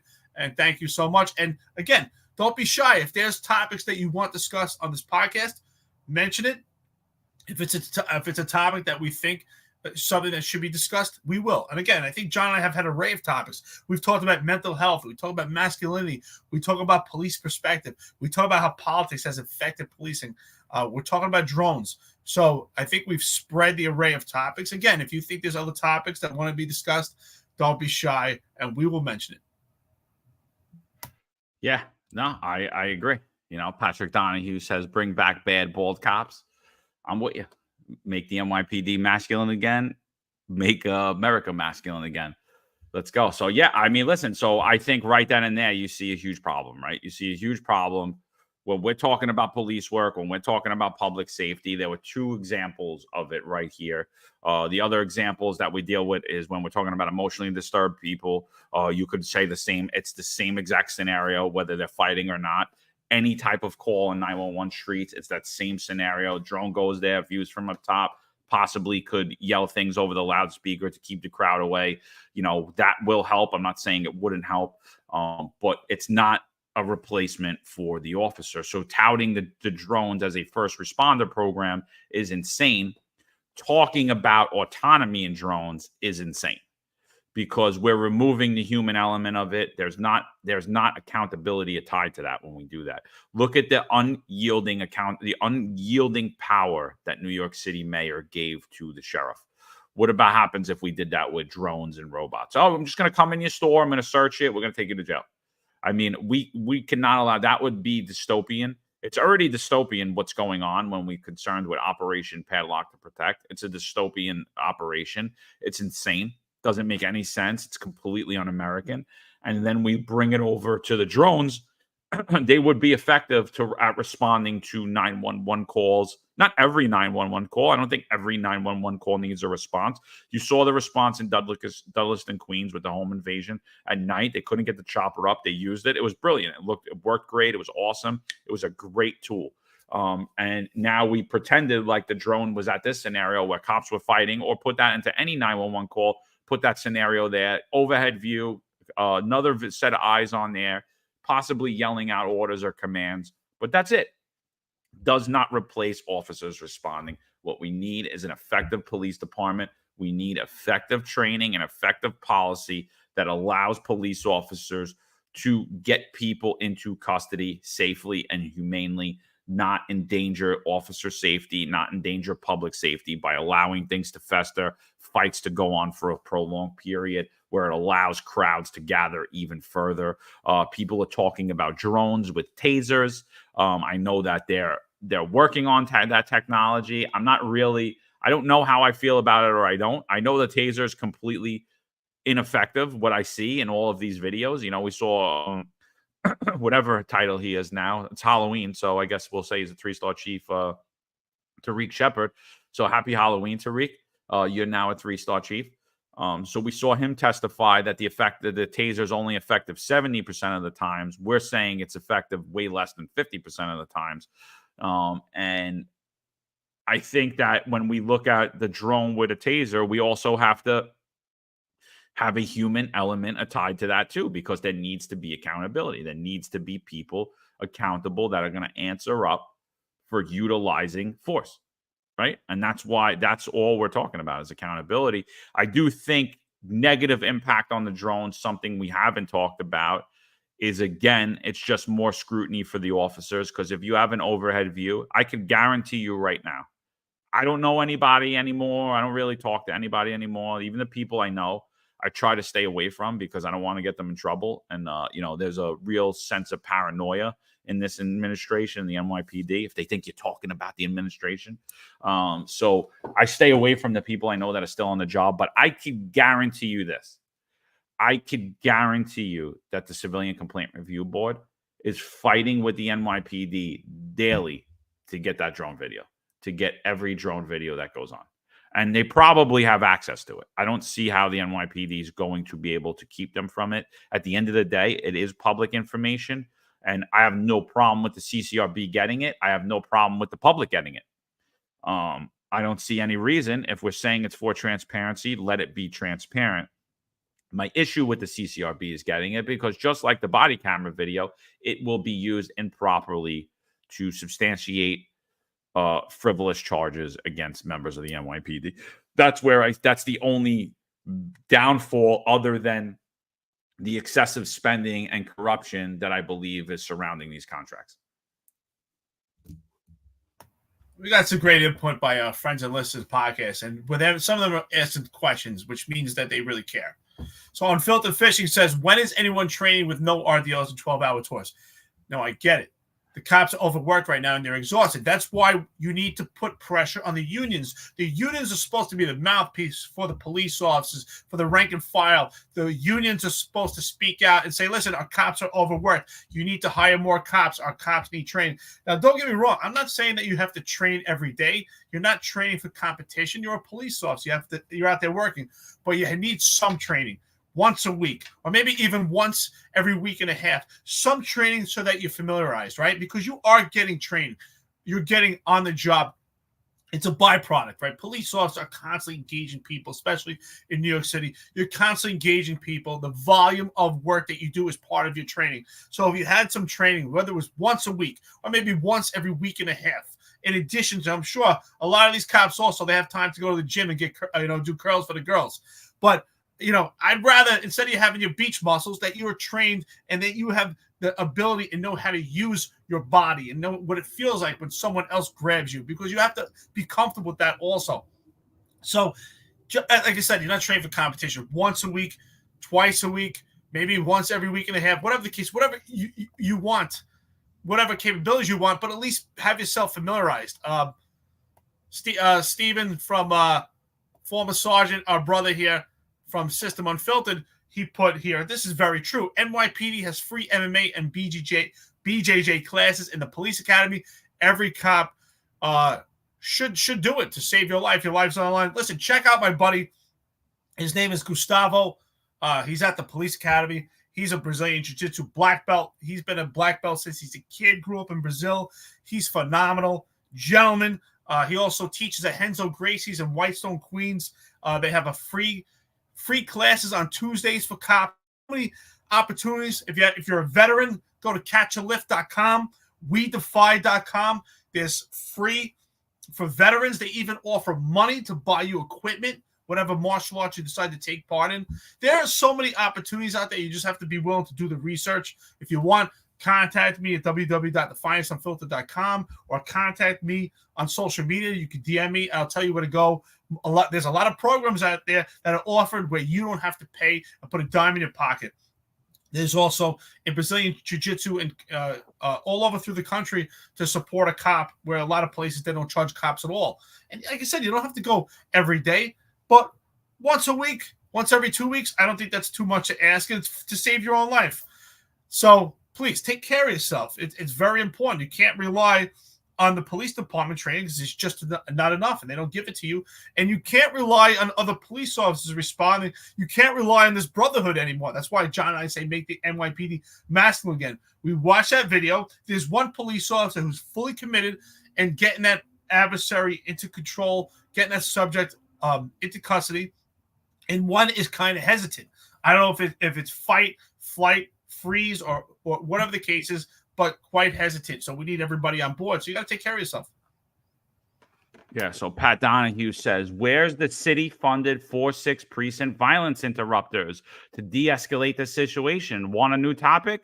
See what a waste of city finance is while enlisting, allying criminals for political benefit. 100% Pat Donahue. We did actually cover violence interruption program a long time ago, a while back. Huge waste of money. Where's the gun czar in New York City? Who is he? Where is he? How much money are we giving him? The violence interruption program makes absolutely no sense. It violates the criminal association. It blurs the lines between policing and networking with criminals. It makes no sense. And everywhere that the violence interruption program was implemented, and it was implemented under the Bill de Blasio era, and it's still happening now with Eric Adams, everywhere that the violence interruption program was implemented, and we spent all this money, crime rose. So it was like, what? And yet we've had Joe Biden, Eric Adams, Bill de Blasio all deem it a success. And my question with the violence interruption program always was, what are the metrics for success? Is it that crime has risen? Because then I guess it's successful, because that's the only thing that I see. So I think all in all, I think we crushed the drones. I think drone as a first responder is ridiculous. The name should be scrapped. The program should be heavily diminished, and New York City should come up with a title of drone operator, which is not the same as a police officer, and get those cops back on New York City streets. That's my last wrap up on that. You got anything else to go before we switch topics? No, you're right. I think it should be called the DAP, Drone Assistance Program, not the Drone First Responder Program. It should be exactly that, assistance for a police officer, supplemental. And it should be at a police officer's request. If the police officer believes that the drone would be applicable to their event, then they should request it. And then exactly that, you would have drone operators who are civilians that know how to operate these, that have police lingo, that coordinate and communicate with the police department. I don't think it should be in every car. I think it's too much for the police officers to have right now. It's just too many tools and too many resources. It's a burden. And when it's like when you go to a restaurant and you have a menu. If the menu is too long, you can't decide what you want to eat. It becomes a nightmare. So sometimes less is more. Too many tools and too many resources becomes cumbersome, and it's just too much. All right. So next topic, New York City legalizing jaywalking. All right. Let's bring that video in, and then let's get your thoughts. Jaywalking is officially legal here in New York City. The new law allows people to cross a roadway at any point, including outside of a crosswalk. Supporters of the law say people of color were unfairly targeted for jaywalking by police. City data shows police gave nearly 800 pedestrian-related summonses in the first 6 months of the year, with 77% of them going to Black or Hispanic people. Jaywalking is officially legal here in New York City. All right, what do you think about that? So here's another ridiculous enactment by New York City. Absolutely. Why would jaywalking be legal? It's just going to be a free-for-all right now. I mean, we have vehicle and traffic laws for a reason. And we have rules for pedestrians to keep them safe. And yet we're trying to minimize the ability for a car to drive at 20 miles an hour. I mean, if it was up to the New York City Council, these would be Barney Rubble cars, and you would move it with your feet. This is ridiculous. This is absolutely silly. And of course, there's a disparity when it comes to this, because the police officers are heavily weighted in crime areas. And jaywalking for some is a tool. It's a pretextual stop, sometimes for heavier investigations. Do I think jaywalking on itself should be a summons and be something that's targeted? Absolutely not. But it is a pretextual tool. If you did have someone that was wanted for a potential shooting and they were jaywalking, it would be a great opportunity to utilize that legal justification to stop that person, to actually lead to that investigation. But jaywalking as a whole, I think this is silly. Again, we're just decriminalizing everything. So everything's going to be legal in New York City. I believe in policing minor crimes. I don't believe in utilizing it to target anybody. Now, unless they're a criminal, they're wanted during an investigation, or you suspect them of having a firearm, possibly jaywalking would be a great tool.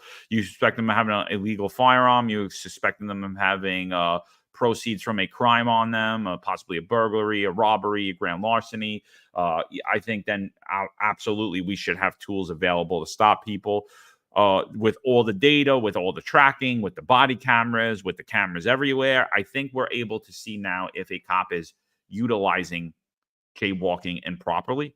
Oh, this guy's going out every day and he's locking up people for jaywalking. Obviously, no cop should be doing that. And I don't think any cop is or ever has. But there are scenarios when you would need to enforce jaywalking. Just take, for example, there's a busy traffic area where everyone decides they're just going to cross in the middle of the street. And we're continuously getting pedestrians killed crossing the street. I mean, if I'm the commanding officer of that scenario, I'm going to put cops there and say, you're not going to allow anyone to jaywalk. And if it continues to happen, at some point, you may possibly need to summon someone for jaywalking. So now we make it legal. You could basically do whatever you want in New York City. So it's just moves further on the taking away and the taking away of authority of the New York City Police Department, which is actually the emasculation of the New York City Police Department. I can do whatever I want, and there's nothing you can do to me. There's no guidelines for me. I could spit on the ground. I could pee in front of you. I could take a shit on the sidewalk. I could walk across the street. I could drink a beer. I could blow pot smoke in your face. I could do whatever I want. You can't do anything to me. And that's basically what City Council is working on doing. It's working on the complete, utter, total emasculation of New York City Police Department. I mean, we're already there. I mean, I could literally title every video emasculation, emasculated, because that's the first thought that comes to my head. Because it's just not the same department it was 20 years ago. It's just not. It's just not. The cops don't move the same. They don't act the same. They don't.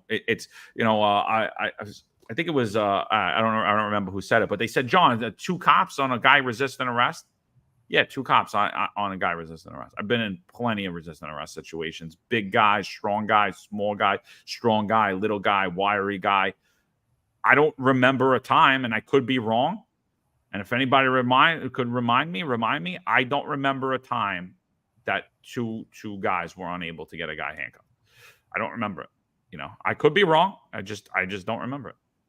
I mean, my hindsight could be wrong. I could not remember things correctly, but I remember vivid fights that we were in with struggling men that was super strong, that once the fight was on and we started wrestling, 2 guys, one guy could get one arm, the other guy could get the other arm. I remember that. Maybe we had them pinned and we needed a little extra help, but I don't remember a time feeling helpless with another cop on one guy. I don't ever remember that time. So this is not going to change a damn thing. I'll say that right now. Whether jaywalking's legal or not legal doesn't change a damn thing. That actually just makes it harder and actually impedes on public safety. I can tell you this. I never wrote a summons for jaywalking. I don't know if you did, John. I would assume not. My cops were never writing tickets for jaywalking. It was a tool once in a blue moon that was used, and here's another tool that's removed. We'll add all these tools, drones and all this other stuff, but these tools will remove. I've had people that were wanted for shootings, and jaywalking is a legal justification, a pretextual tool for a stop. People that were persons of interest, right? We didn't have enough, but it's a great opportunity to have that encounter. Were we writing jaywalking summonses? Absolutely not. Was it a tool that's constantly used that, we're going to hang out in this corner and look for people jaywalking? No. But whether this is legal or illegal is absolutely silly. It doesn't change a damn thing. People are going to jaywalk all day or not. It's not something that we enforce, but it is a tool that once in a while can be used for the benefit of public safety. And of course, another tool that is removed from the police department. We keep adding tools that we can't even use because the logistics aren't played out, and tools that are on the books forever that are necessary, we're removing. Welcome to New York City.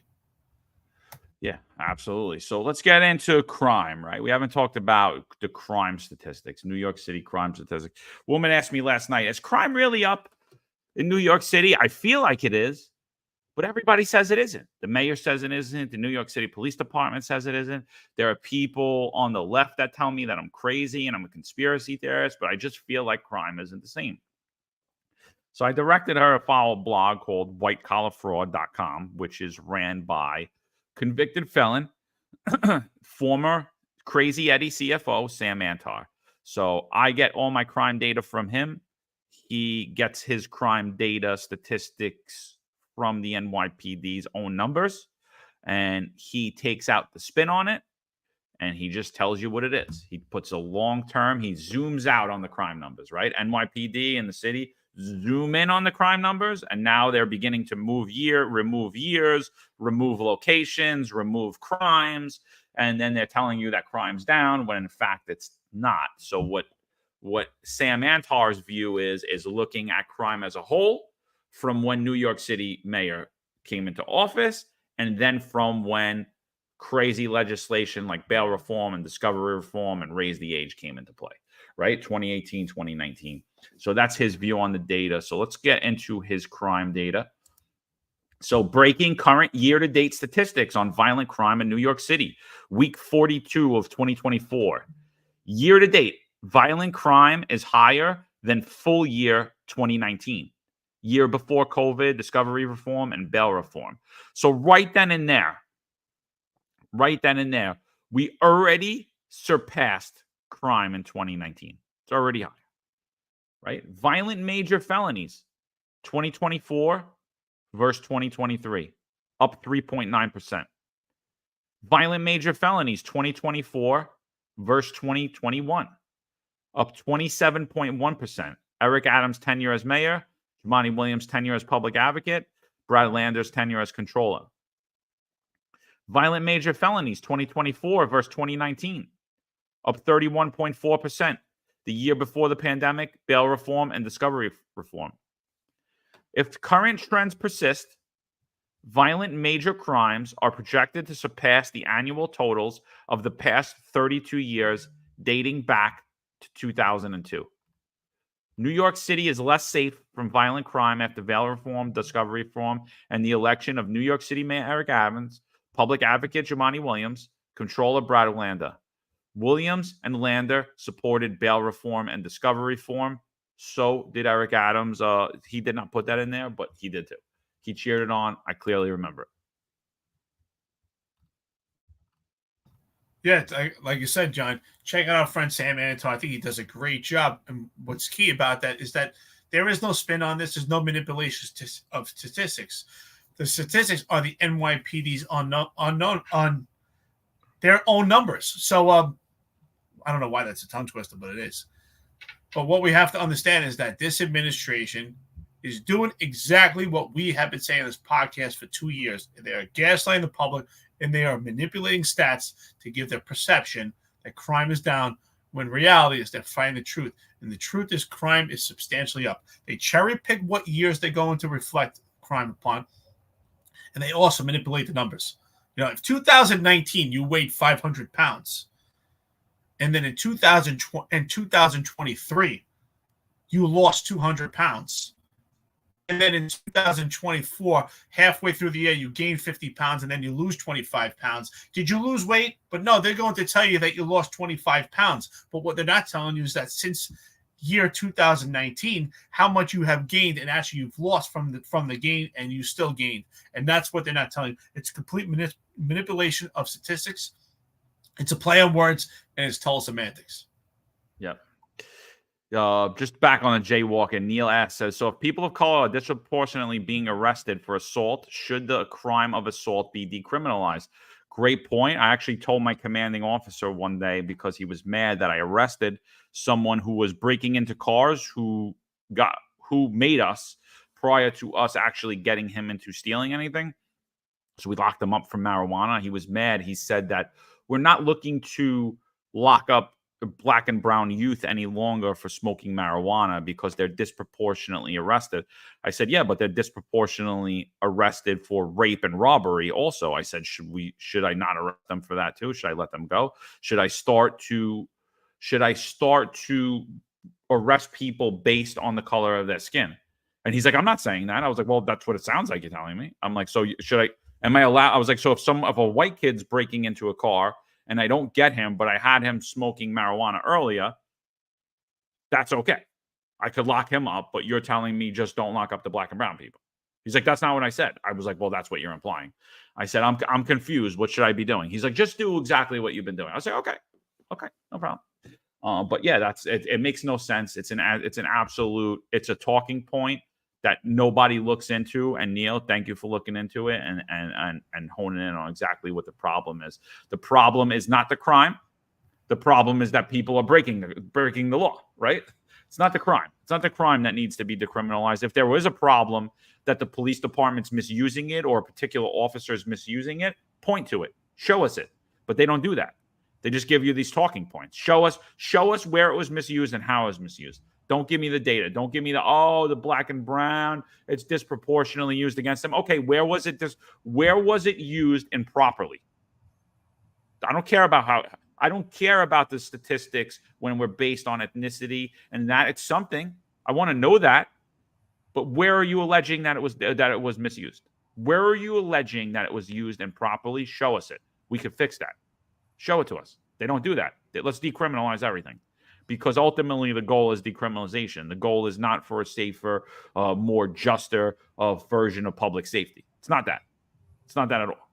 Yeah, absolutely, because it's pandering to a criminal society. They want complete lawlessness, and decriminalizing everything is leading just to that in New York City. And yet, they have this ideology, let's just focus on large crime. How do you get to that large crime? We have to focus on smaller crimes also. And if you let these smaller crimes go and you're not having intrusive police work on the broken windows theory, well, these things are going to fester into something bigger. I mean, what's next? Are we going to say that we should decriminalize persons of interest, persons of interest in possession of illegal firearms? Are we going to decriminalize that also because we're arresting more black and Hispanic males in possession of firearms? It's a correlation to the crime that's going on in the specific areas, and that's how they address crime trends in this city. It has nothing to do with race, and that's based on emotion, which is a complete prejudice and a complete bias, and it doesn't correspond to the data. And it doesn't correspond to the fact that intrusive police work is the bedrock and foundation to prosperity and public safety in the city. And they're trying to remove every tool possible. Do I have a problem with marijuana? I say all the time, I don't have a problem with marijuana itself, but I have a problem of where it's done, right? There's a time and place for everything. There's a time and place for marijuana. But if you're smoking marijuana in the street, that's a legal justification for a pretextual stop before 2018, which leads to the possession of illegal firearms when you're conducting intrusive police work, which may help apprehend a perpetrator, person of interest, a violent perpetrator in this city. But these tools are taken away. And again, it goes back to what I say about these democratic socialists. It's like the Munchausen syndrome. They create the problems. They're taking away these tools. They're decriminalizing everything. And now they create the symptoms of what's going on in the city. Then they're going to say, well, what is the NYPD doing about it? Well, these are tools that you took away. And the problem is, and that's where I don't blame the leadership. I understand these tools were taken away. But where I do blame the leadership and I blame the unions is they don't speak up and speak the truth about what's going on. Instead, they'll deflect. They'll do a heart to say we're working together. We support each other. And they'll let the police officers sink. And the police officers are the ones that take the brunt for this. It's the rank and file, the boots on the ground that suffer the most. This is a good comment you put up here, John. Lone silencer. Decriminalizing is one of the biggest tools in the playbook of Marxists. Absolutely, brother. Hands on. You're absolutely right. Spot on. All right, so let's get in the election before we get out of here. Hour 42 in. We got 442 people in the chat. Thank you for joining us today. We just spoke about the NYPD drone program, drone as a first responder. We talked about NYPD crime stats, showed you a police video that came out last night from the Bronx 4-6 precinct.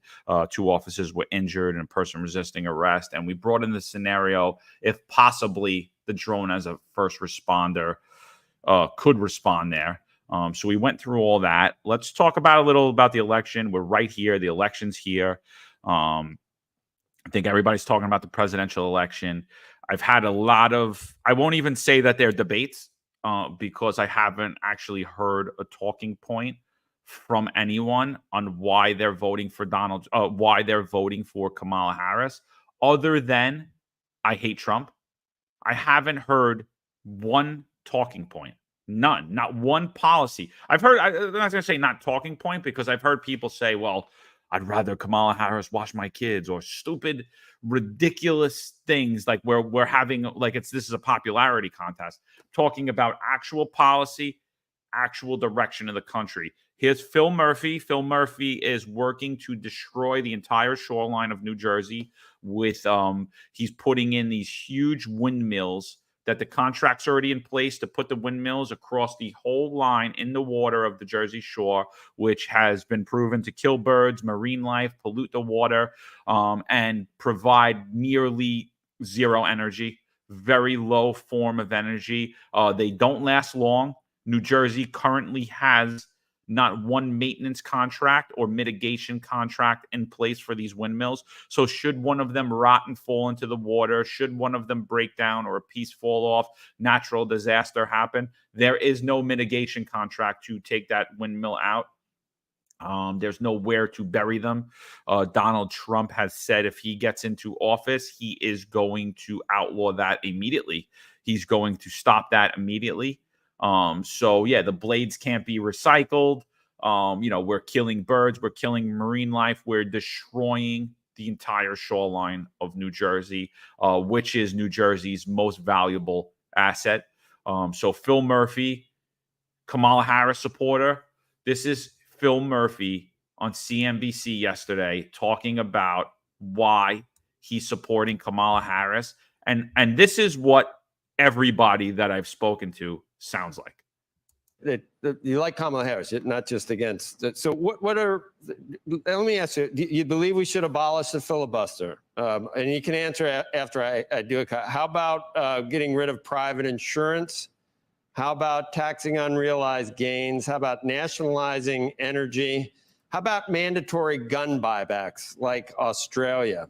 How about decriminalizing illegal crossings, ending cash bail, child gender reassignment surgery being paid for in prison? I mean, what are your, raising the corporate tax rate? What are your favorite proposals from Kamala Harris that make you like her so much? Which of Joe, those? for a Jersey guy, you sound like you're on the Trump campaign, for crying out loud. Come on, man. Okay, well, which of those you're do you like? cherry-picking stuff. Which of those do you like? Which of those do you like? Which of those are you in? Are you in favor of ending the filibuster? We'll go one by one. Yeah. Are you? It is. I'm not sure on the filibuster, honestly, but I think So getting you're not fair going to tax, talk about any tax rates makes specifics sense. of what's that? I said I think fair tax policy is. What does that sensible. mean? Fair. What does that mean? Fair. Fair means you pay. You pay what you should pay. Well, I live in your state, Governor. Do you think if I pay 55% total, is that fair for me, or do I need to pay 80%? What would be fair for you? Because I live in your state. I look, Joe. I said that up front. Believe me, I know you do. But you sound like you're on the Trump campaign. No, I don't know what the right number is, but go ahead, Andrew. Well, no, I was going to say what I think is what is potentially unfair. Is I think that there's a number of things. There are a number of issues that were embedded in those questions of the governor just now. He didn't answer a single one about what he's in favor of. Well, but I think there were a number of those things that she's not in favor of. And that's Joe, the hold point. on a second. She's on the record on every one of these things. Governor? Many years ago. Guys, hold on a second. We passed a millionaire's tax 5 years ago. Everybody, Joe, including you, said it would drive people out of New Jersey. We have more millionaires today than we've ever had in our history. So tax fairness isn't necessarily a bad thing. We have a very progressive tax system. Do you think we have a progressive tax system in the United States? Do you think it's not progressive enough, or are you talking about billionaires? I'm not sure because you know how much the 1% does pay the lion's share of taxes, of federal taxes. So what does fair mean? Open-minded. How's that? I'm sorry? I'm open-minded. I've obviously voted with my feet. We have a millionaire's tax in New Jersey. Would you tax unrealized gains? Not a low-cost state to live in, but we give you an enormous amount back for what you pay. Are you in favor of taxing unrealized gains? Family. But she has not made that not argument. She's made the argument. She says she doesn't want to. Go ahead, Governor. No, I'm saying I'm not wild about on unrealized gains. But I'm what are you wild open-minded. about? What are you wild about? Not Trump? Here's what I'm wild about. I'm wild about a democracy that works. I'm wild about the rich history of our country continuing for the future. I'm wild about opponents having a voice and having a seat at the table, as opposed to being thrown in jail or hunted down by our military. That's what I'm wild about. But we might throw Trump in jail. The Justice Department was not weaponized under Trump. It's been weaponized under the current administration, right? I mean, Joe, come on. You got to be kidding me. Okay. I don't know. I haven't You gotta be seen kidding me. Trump. I haven't seen Trump throw anyone in jail, but I have seen a lot of lawfare against Trump. There's no rational viewer right now watching this discussion that thinks that Harris is the authoritarian threat versus Trump. There's no one who's reasonable who comes down in that conclusion. How could you? You just look around. I mean, Johnny, say we're all EDPs. The 5 cases that we're talking about, Alvin Bragg. You want me to? Those were all misdemeanors, trumped up to felonies after the statute of limitations. You don't think that's lawfare? Alvin Bragg doesn't work. Alvin Bragg doesn't work for Kamala Harris, and you and I both know that. Okay, I'm talking about if either candidate is in danger of using the Justice Department to punish his enemies. What we've seen recently is not from Trump doing it. It's from, I mean, you might. What is there some reason you think that's going to happen with him? It's his rhetoric. Joe, I'm having a hard time believing we're having this conversation. Are you kidding me? Did you see what happened on Sunday in Madison Square Garden? Have you followed what he said about what he's going to do against his enemies? What Joe Biden said last night that all the Trump supporters are garbage, and that wasn't a joke. That was the president, sitting president of the United States, and that wasn't some comedian that no one knew what he was going to say. That was Biden himself. You saw? Did you see that? Trump supporters are garbage. I saw it, and he said specifically it was about the people who were in Madison Square Garden, and you and I both know that that's what he said. So they were garbage. Okay. Governor, I want to thank you. I do want to just say one thing to contextualize it because I think it's important. There's one important point to be made. President Trump, when he was the president of the United States, did seek to prosecute Comey and Hillary Clinton, and his own Department of Justice refused to do it. But he asked them and that's a good, to do it. Then there's an example of on that side. I just want to be 100% clear. But no one knows why they're supporting Kamala Harris. That's the whole point in the whole thing. We have a seated governor of New Jersey. He couldn't give that 6-minute interview. He couldn't give one thing that he liked about her. Not one thing of relevance. Not one thing that there was context behind. This, to me, is the epitome of every Kamala Harris supporter that I've spoken to. And by the way, if anybody on here or anybody listens to this in the future, you want to come on prior to the election and you're a Kamala Harris supporter and you want to talk about policies of Kamala Harris and why you're supporting her other than nonsensical talking points, hit us up. We'll have you on here. Not only he could not logically give any reasons or indicators why he supports Harris. On some of the key points, he actually said, no, I don't really like that. I'm not for unrealized gains, but I have an open mind. So everything that she stands for right now, those small points that he presented, he's not in agreeing. And he just keep deflecting it. And everyone deflects it back to the orange man, deflects it back to Trump, who's not been the president for 4 years. And that's funny. So 20,000 people that were at Madison Square Garden. According to John Shell and Kaz Daughtry, there were 7,000 people outside trying to get in. So 27,000 people are idiots. The rest of the voters that are in the millions, they're not idiots. They're not garbage. But those 27,000 people are garbage. This is a joke. This is every person supporting Kamala Harris. It's absolutely ridiculous. Everyone, you have to look at that interview with Brett Baer and Kamala Harris. She doesn't even know her own policy. Her own policies. She kept telling Brett Baer to reflect on her the website, where it's an 80-page website that has all the policies, because she couldn't name them herself. It's unbelievable, and this guy's perfectly. Oh, he didn't call all the Trump supporters, just those people in Madison Square Garden. So 20,000 people inside, thousands and thousands of people outside. Oh, those people are garbage? I don't know. A lot of those people are my friends. They're not garbage. They're American citizens. They're absolutely not garbage. And this is the seated governor of New Jersey. Absolute disgrace. Absolutely disgraceful. I mean, so I just don't see it. I see a lot of the Trump bashing. I see a lot of us getting bashed for supporting Donald Trump, but I don't see why. I really don't. I don't see what the bashing's about. I think he's the only choice at this point. However you feel about Donald Trump, to sit here and say that you like Kamala Harris's policies are insane, because she doesn't even have any.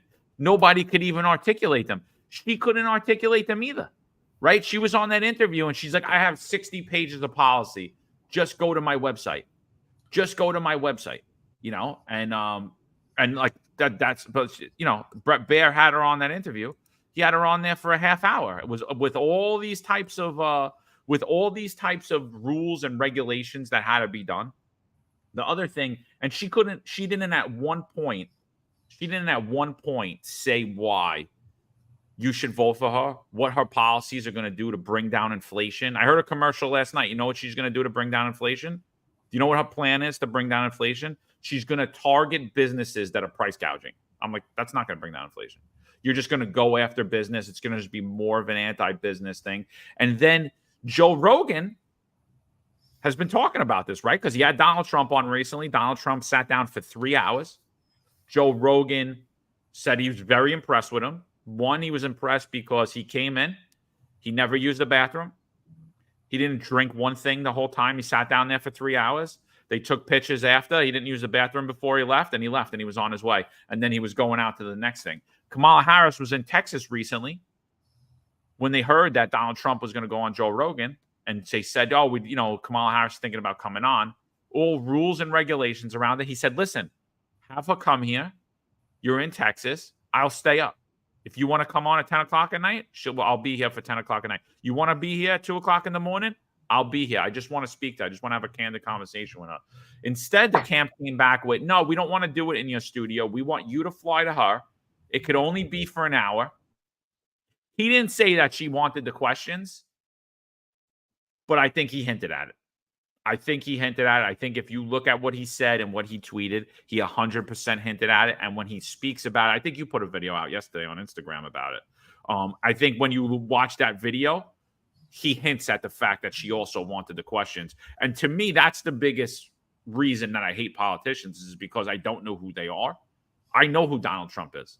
Do I love everything about Donald Trump? No, I don't love everything about anybody on here. I don't love anything about everybody. There's something that I don't like about everyone. There's something that we all don't like about everyone. Nobody's perfect. We're all flawed humans. But I know who Donald Trump is. He sits down for 3 hours, has a candid interview, and Kamala Harris has the opportunity right before her election to president to sit down with the most listened to podcast in the world.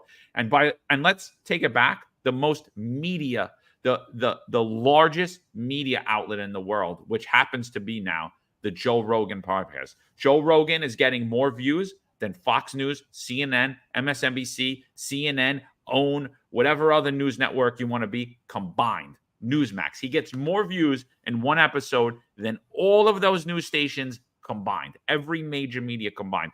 So the fact that you're running for president, you have an opportunity to go on the #1 show in the world, and you're like, yeah, I don't think I'm going to take that opportunity. You know why you're not taking that opportunity? Because you don't want to sit down for 3 hours. You can't answer questions because you're not a real person and you're afraid about being exposed. And that's my problem with politicians. That's the majority of them. Unlike Trump, where he doesn't care. He's going to go out there. He's going to tell you what he's going to say. Some things you're going to like, some things you're not, but you know what you're going to get.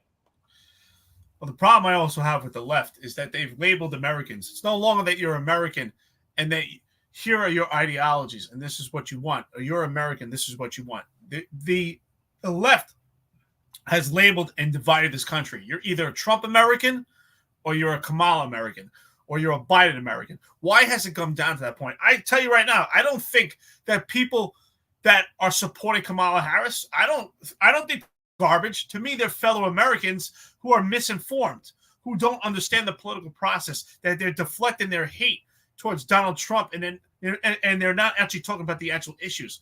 And that's the conversations that I have with people. Say, I get it. Okay. Because anyone I interact with, I say, okay, tell me why you support Kamala Harris. And all they tell me is they hate Trump. So in life, you're just gonna pick someone because you hate someone else. That's your ideology. You won't actually sit back and say to yourself, okay, maybe you don't like the person, his demeanor, maybe you don't like his tweets, but listen to the issues. Pretend to close your eyes and just listen to the issues. And if you do that, are you really going to pick Kamala Harris? But again, to call anyone garbage is absolutely ridiculous. We're all Americans. I don't care. In the end, honestly, I don't really care who people decide to vote for. We should all vote for what's best for America. That's why we're Americans. And that's not what we see here. And again, there's no way Kamala Harris is going to sit down for 3 hours. That should be so organic. I mean, that's what we talk about this all the time in the podcast. John and I say it like we have to figure out right, how do we keep this in 2 hours? We could go on for 6 hours. We could take that clip today of the 2 police officers involved in that tussle. And I guarantee you, John, if we wanted to, along with our friends and listeners to the podcast, we could probably talk about that for 6 hours just on that small subject because we know it, we know it, we care about it, we're compassionate, and when you're compassionate, you can talk about things for hours. And it just shows that Kamala Harris doesn't care, she doesn't know, and she's not compassionate. Because if she was, she would want 3 hours. What did you want if you were given, think about it, you're running, you're a candidate, if you were given the opportunity for 3 hours to talk about all the things you did and all the things you care about, you would probably want 5 hours. And the fact that she doesn't want that time, huge indicator, like, wait a minute, what are we doing here? What are we doing? You know, it has nothing to do with her being a woman. There's nothing to do with her being black. Absolutely not. The fact is, she doesn't have policy. She doesn't have anything she stands for, and she's not suitable, and she's not the candidate that we need. We need the right candidate. Yeah, Lone Silencer said she can't handle a 3-hour interview on the biggest platform in the world, yet we are supposed to believe that she can handle communicating with world leaders. Let that sink in for a minute. Scary thought. 100% nailed it. It's a disgrace. It's unbelievable. And then Joe Rogan, you know, he's a lib too, Rogan. So he's like, I hope I'm not a diva because I don't want to do it. It's like, dude, you have a podcast. Everybody goes to your studio. You're the Joe Rogan podcast. When you don't fly out and go do it anywhere. Everyone comes to your studio and they do it at your studio. If somebody wants to do the Joe Rogan podcast, they should do the Joe Rogan podcast the same way everyone does. She's the one being the diva. It's not you, Joe. She'll gladly go fly out for an ABC interview where the questions are all staged and she has time to rehearse and all this other thing, but she's not going to fly out to you to go to the biggest platform in the world because she doesn't want to be exposed that she's a phony. But this guy isn't. This is last night at the Trump rally in Wisconsin. I mean, the dude has energy for days, man. I mean, you know, I honestly don't think I could keep up with him at 30. You know, when I was 30, I mean, he is flying everywhere. He's in multiple states in a day, rally after rally. Every rally is historic. It's huge. The numbers are huge. And he just keeps going. And the other thing about the dude is he's not even reading the script. He's just going up there and talking about what the hell's going on the same way we're doing, right? He's just sitting down. But he's flying around the entire country. I mean, this guy is, I mean, he's got policy. And the thing is, you said, oh, like close your eyes and listen to the policy. You can't, because once you're done listening to Donald Trump, when you close your eyes, there's no policy that Kamala Harris has ever spoken about. So that's it. The tape ends. The tape ends. You're sitting there. All right, what's Kamala Harris's policy? Oh, let's search all the media since she's been appointed as the presidential candidate, because she damn sure wasn't elected as the vice to be the presidential candidate. Joe Biden was, and then she gets appointed after. And she gets appointed to that role. She hasn't said one thing anywhere on any form of. I can't find it. If anybody can find it, send it to me. So here's Donald Trump at the rally yesterday talking about that we're all garbage. That the sitting president of the United States said that if you support Donald Trump, you're garbage. This outfit, you know, is when he called us all garbage. How stupid! What a stupid word. That blows deplorable away, don't you think? Of course, I thought irredeemable when she said deplorable or irredeemable. I thought irredeemable was actually worse, but deplorable seemed to catch up. But this garbage stuff blows it away. So I'm in this beautiful plane. I'm enjoying myself. Have a wonderful suit on.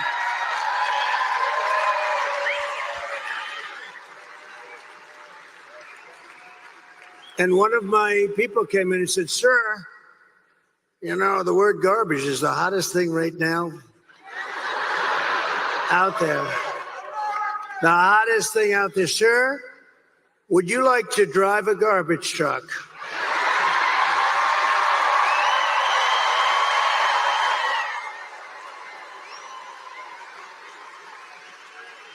Now we're about, 30 minutes from landing. We had to do this pretty quick. I said, "It's sort of cool though, isn't it? Because, and I said, I think that's okay, but, I don't feel comfortable wearing a suit." And they pulled up this garbage truck. I don't know how the hell they did it so fast. I have very capable people. They put a big sign on the truck. Did you see it? I think they showed it. Yeah.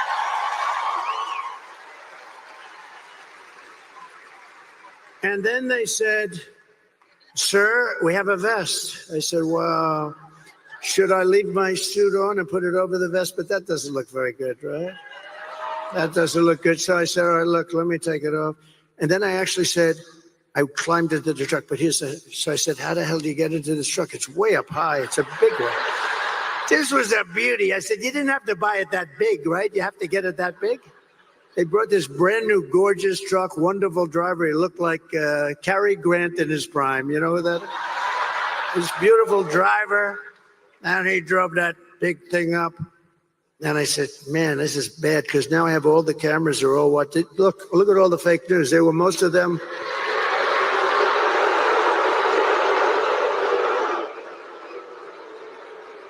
No, most of them.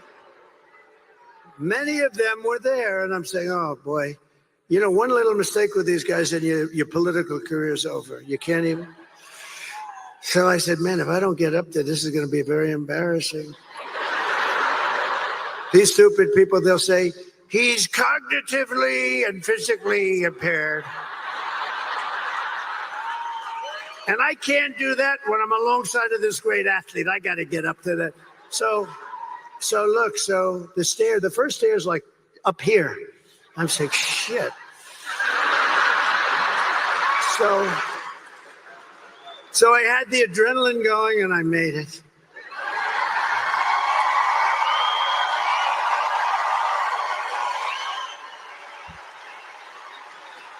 I made it. And then I gave a little news conference from the front of they asked their wise guy questions and everything. And then we drove about 2 feet. I got out, got into the plane. And then I got in the car and I'm driving over here and I have this still on. And I come into the arena and I say, "Where's my jacket? I want to get out of this stage." And they said, "It would be unbelievable if you could wear it on stage." I said,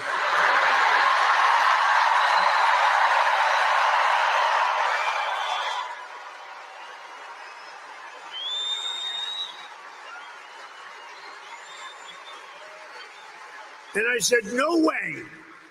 I got 25,000 people standing outside. I got all these people here. There's no way I'm wearing it on stage." They said, "Oh, okay, sir." I said, "Get me my jacket." But if you did, it actually makes you look thinner. I said, "Oh." And they got me. I said, "I want to wear it on stage." When they said I look thinner, I said, "In that case, I'll wear it on stage."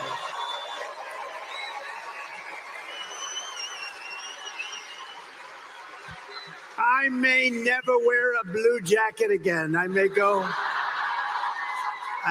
in this. They said that was the word. That was the key. Sir, you look thinner. So anyway, we had a little fun about a very serious subject. We had a little fun about a time where our country is not having a lot of fun because we're not doing well as a country, but we're going to be doing well very shortly. I promise you that. I mean, look at that, dude. Performance after performance. He's got the policy. That this man is doing a 3-hour performance impromptu. Nothing. He's just out there and he's spinning it. And it's actually it's a comedy show, dude. He's performing. He's killing Tony Hinchcliffe right now. Tony, you sucked in the Garden. You cannot do political rallies. You ever got to do a political rally again? Tell him to call Donald Trump. This dude is amazing. This is an amazing person right here. This guy is like, I'm telling you, I voted for Trump 3 times now because I already voted. This time is I'm the most energetic about it this time. I was never voting for Hillary Clinton. I was never voting for Joe Biden, but this time I'm voting for Donald Trump. Well, I think it's hilarious, but it's also brilliant because you brought everybody together and really supported them by mocking the whole idea of Trump supporters being garbage and making fun that, I could barely make it up here, reflective of Biden. I think it's brilliant. And how he's been talking about atoms. That's the art of war. The stuff that he's doing right now is actually brilliant by him and his camp because he's saying a lot without saying it. And so it's absolutely brilliant. And he's bringing it out through humor. And to be a good leader, I always say it, you need to be humorous. So it actually shows that he is the right man for the job. He's got good leadership. It's brilliant. And he sure as hell has the stamina. He has the stamina to do this. He's enthusiastic about it. And you can see he goes. I mean, John, sometimes we do a podcast after 3 hours, and I'm like, man, I'm beat from that podcast. Could you imagine all day going place to place and speaking to people? It's exhausting. It really is. It's draining. It's grueling. And so God bless him. He sure as hell has a stamina to lead this country. The right man to do the job at this time. Yeah, 100%. Juju says, newsflash, John, campaigning is different from governing. 100% agree with you. 100%. Just because you're a showman does not mean that you can actually govern.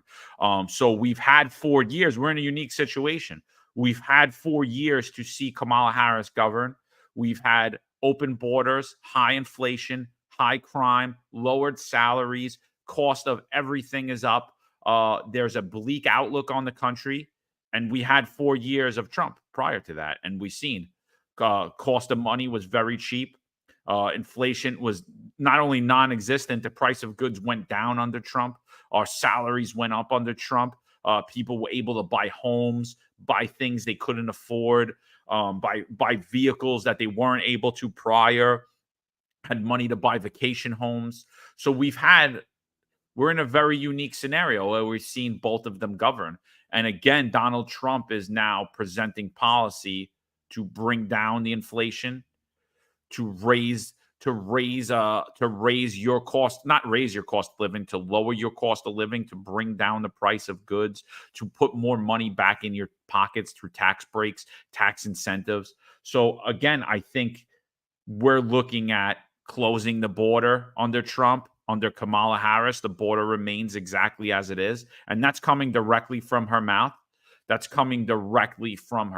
mouth was that she would not change one thing that Joe Biden did. So I'm going completely on the governing, but I'm also talking about the energy here because it needs to be noted that his age is constantly bashed.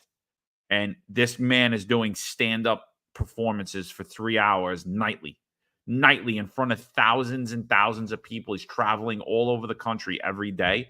He's the person for the job. Tom, I realized that right when you said it, $1.99 to the podcast, we were supposed to ignore Juju today. Tomorrow, I apologize. He got me. It was a good comment and it was a good point. Appreciate everybody. We'll ignore him tomorrow. I'll try to anyway. He's hard. Sometimes he has good ones. I got to give it to him. Sometimes he's got good ones. And then I listen, we're going on 2 hours, 12 minutes. I got to go get candy. My kids are yelling at me that I didn't buy any candy for the neighborhood kids.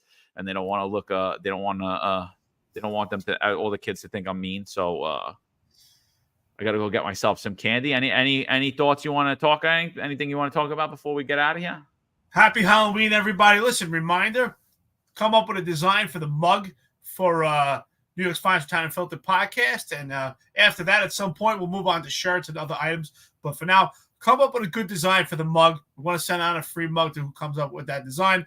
And, of course, we'll announce you. Be proud. That will be sold on Printify. You're supporting this podcast by doing that. A friend and listener to this podcast. Support this podcast. We're growing. We're all growing together. We've had some hiccups with some opposition on social media that's trying to take this podcast down, but we'll continue this fight. We'll continue to get this message out.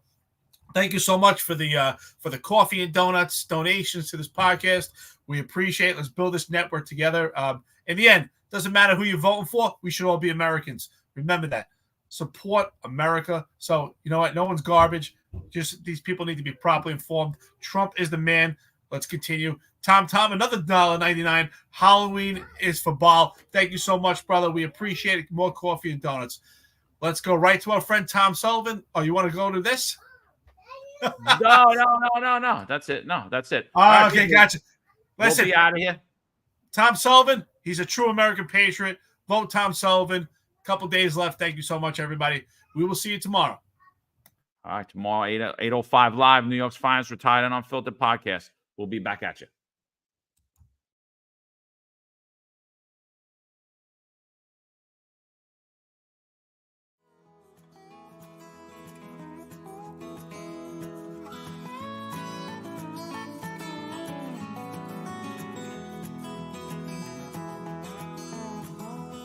Tom Sullivan is the Republican, Conservative, and Common Sense Party candidate for New York State Assembly District 23. Tom is a financial professional who served simultaneously in the United States Army Reserve for 30 years and has now retired. His district covers Ozone Park, Lindenwold, Howard Beach, Broad Channel, and the Rockaway Peninsula. Come November, I would empower our law enforcement agencies to go out there and do their job and not put them or their families or their pensions at risk for doing their jobs. We need drastic change in Albany so that we have a say in this matter, and they realize people of New York State will hold them accountable. The Sullivan family has a legacy of service. Tom served for 30 years protecting and defending the rights of others. Come this November, he has earned your support. This advertisement's paid for by the Friends of Tom Sullivan. There's a handful of retired officers that don't live in the state that have a lot to say about the dream team, as I like to call it. All of a sudden, they retire and have a master plan on how to fight crime, but nothing to contribute when they were here. They want to come back and be part of the dream team. What can I say? Law enforcement professionals dedicate their lives to serving and protecting our community. But who's protecting their financial futures? That's where Laidlaw Blue comes in. Our wealth management platform is specifically designed for the law enforcement community. Laidlaw Blue is a division within Laidlaw Wealth Management, run by retired New York City detective John McDermott. His status as a retired detective uniquely positions him to establish a deep connection between Laidlaw Blue and the law enforcement community. Our platform is easy to use and provides a range of financial services, including investment management, retirement planning, and insurance solutions. With Laidlaw Blue, you can secure your financial future and provide for your loved ones. Our team of experienced financial advisors understands the unique challenges and opportunities that law enforcement professionals face. We're here to help you navigate the complexities of financial planning and achieve your goals. Laidlaw Blue. Secure your financial future today. Book a meeting using the QR code displayed or call us directly on 888-901-BLUE. That's 888-901-BLUE.